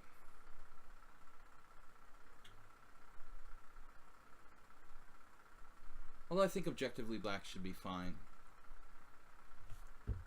All of his pieces are in the game. Fortunately, he doesn't have knight e5 here, which would probably drop. No, actually, maybe he has it. I don't know if it's really good. Knight e5, king takes e2, knight c4, king f1. Yeah, it's not so clear. Alright,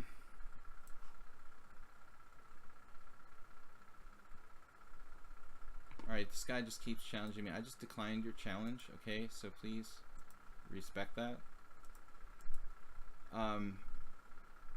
This is a subscriber stream, unless you're a subscriber to my channel anyway. Alright, so here rook d3.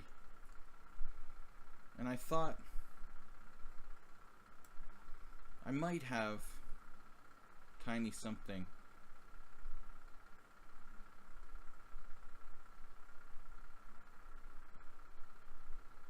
I mean, obviously I have a lot less time. I'm gonna win my pawn back, and I shouldn't be worse with two bishops against bishop and knight.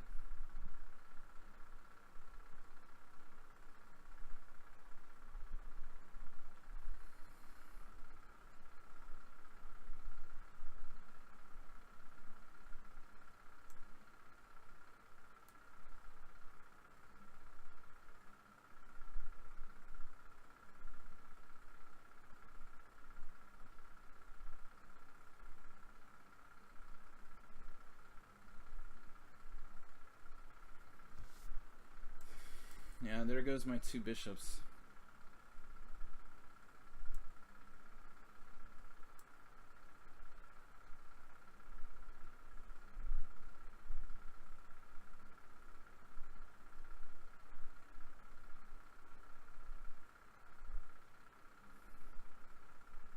I could have played rook d8 check there.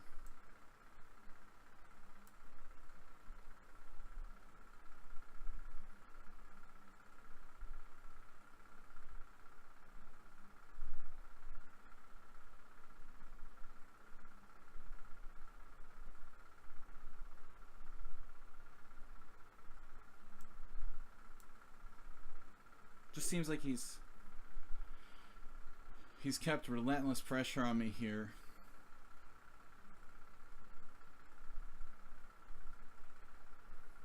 The game is like objectively equal.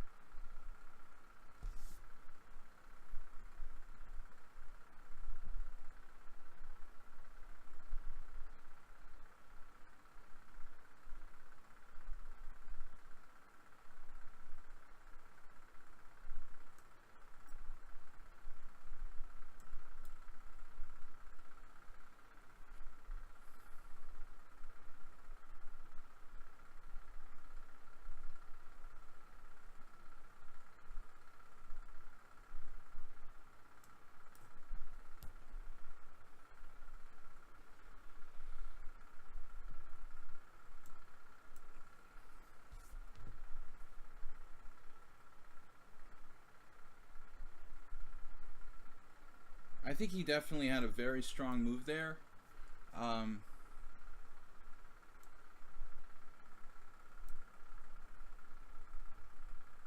With knight f4 check earlier. Now it's probably a draw.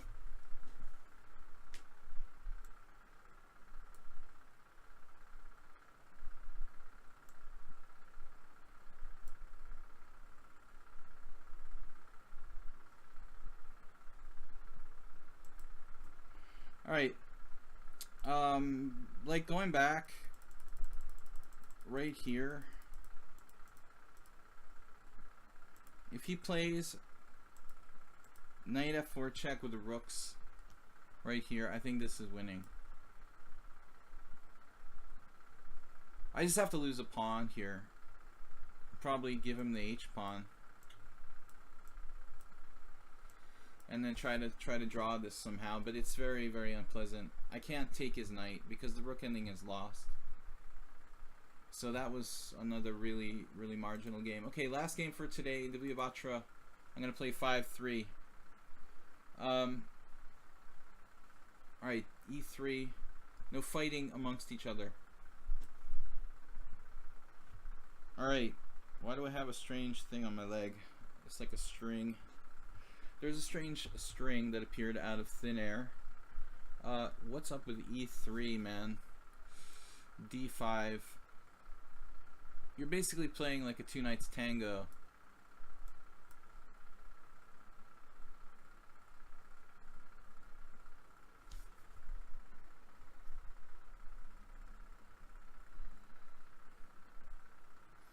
He's easily offended. A playful comment. Alright, what is white doing? He's doing like the reverse. The reverse. Alright, man, this has got to be bad for white. I mean, this is too much. Divya h4. Should I play knight d7, or should I trade the white squared bishops for you? Maybe this makes it easier for me to get developed. But my pawns are on dark squares. You've given up your center pawn there. Now you've got to take. My knight gets a good square. I've got d3. Yeah, this is awful for white. Actually, this is very similar. It's like he's trying to show something to Soltigo. I think that Divya is trying to demonstrate to Soltigo. It's basically kind of similar to Soltigo's illustrative game. I'm really tired, guys. I will see you tomorrow morning. Last game for today. So I'm lucky I didn't lose a lot of games today. I'm just really zoned. Alright, e6, just simple. We're not in a hurry to take that pawn back.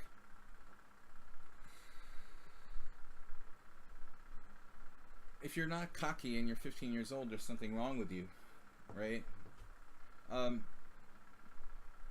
Especially if you're good. e6. I think I found something here. There's weakness on d3. We'll just save it for later. Realistically, I should probably take that. I mean, he might decide to keep it, and then it'll be like a menace. Queen f5.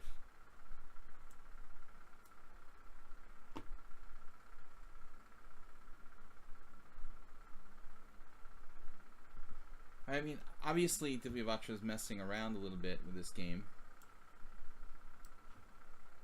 but still his position is reasonable, even with a silly opening. I don't mind trading this into this endgame. I mean, he's got static weaknesses. Really no losing chances for black. I think that I was a little too minimalistic, though. I mean, I definitely had... I could have played for more here. Well, this is the pleasant endgame, where I'm slightly better.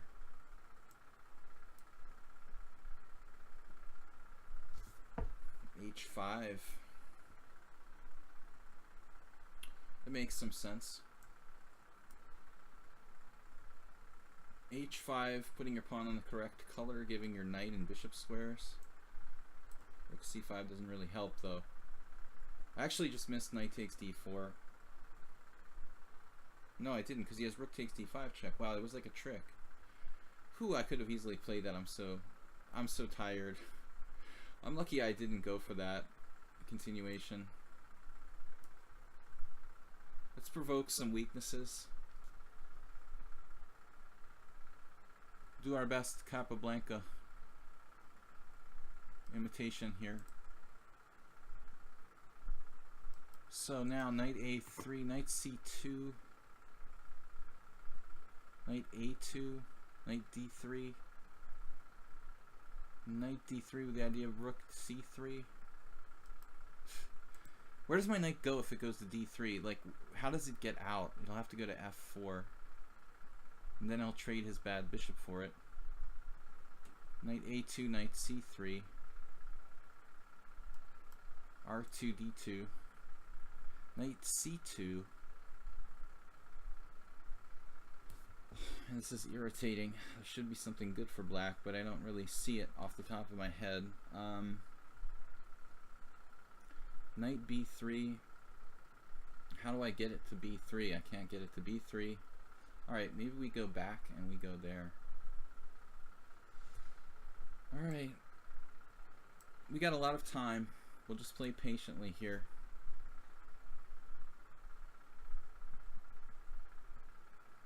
Stopping knight a5, which was like one of my main ideas. Very good.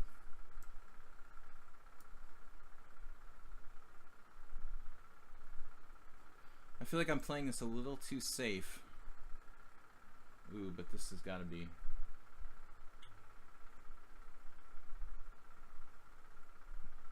This has got to be winning now.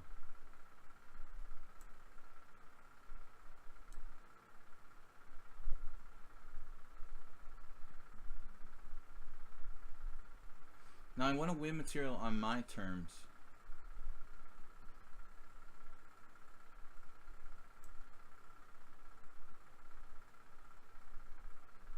Although maybe I need to play rook c4 first. Just in time. I mean, he's threatening bishop b8. I didn't even notice that at first. It's actually a good defense for him. Alright. Snap this off. Yeah, he's not really threatening that. I'm just kidding. I'm just kidding about that. So...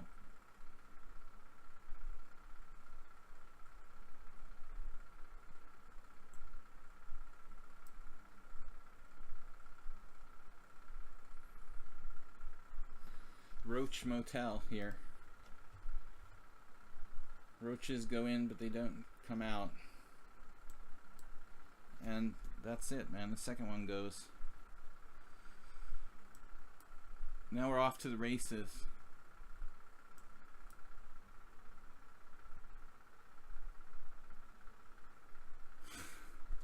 Divyavatra's got to be drinking something. Do you drink?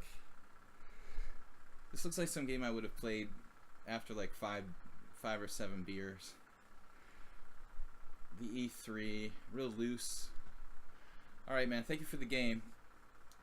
We'll see you guys tomorrow morning. I am zonked. So, again, thanks for the games, guys. We're going to be streaming every day, Monday through Friday, and then Sundays I'll do a simul or some kind of tournament or something, special event on Sundays. And Monday morning, Tuesday evening, Wednesday morning, Thursday evening, Friday morning, and Sunday evening. That's the way we're going to do it. Either 6 p.m. European time or 10 a.m. Tomorrow will be Friday morning, 10 a.m. European time, Blitz and Classical Chess for everyone, not just for our subscribers. If you haven't subscribed, please subscribe to the channel. And again, guys, thanks for the games today. And I will thank Plucro, and I'm not sure if your Rowan made it today, but thanks for Plucro for hanging out with us a little bit today. And we'll see you guys tomorrow. Bye-bye.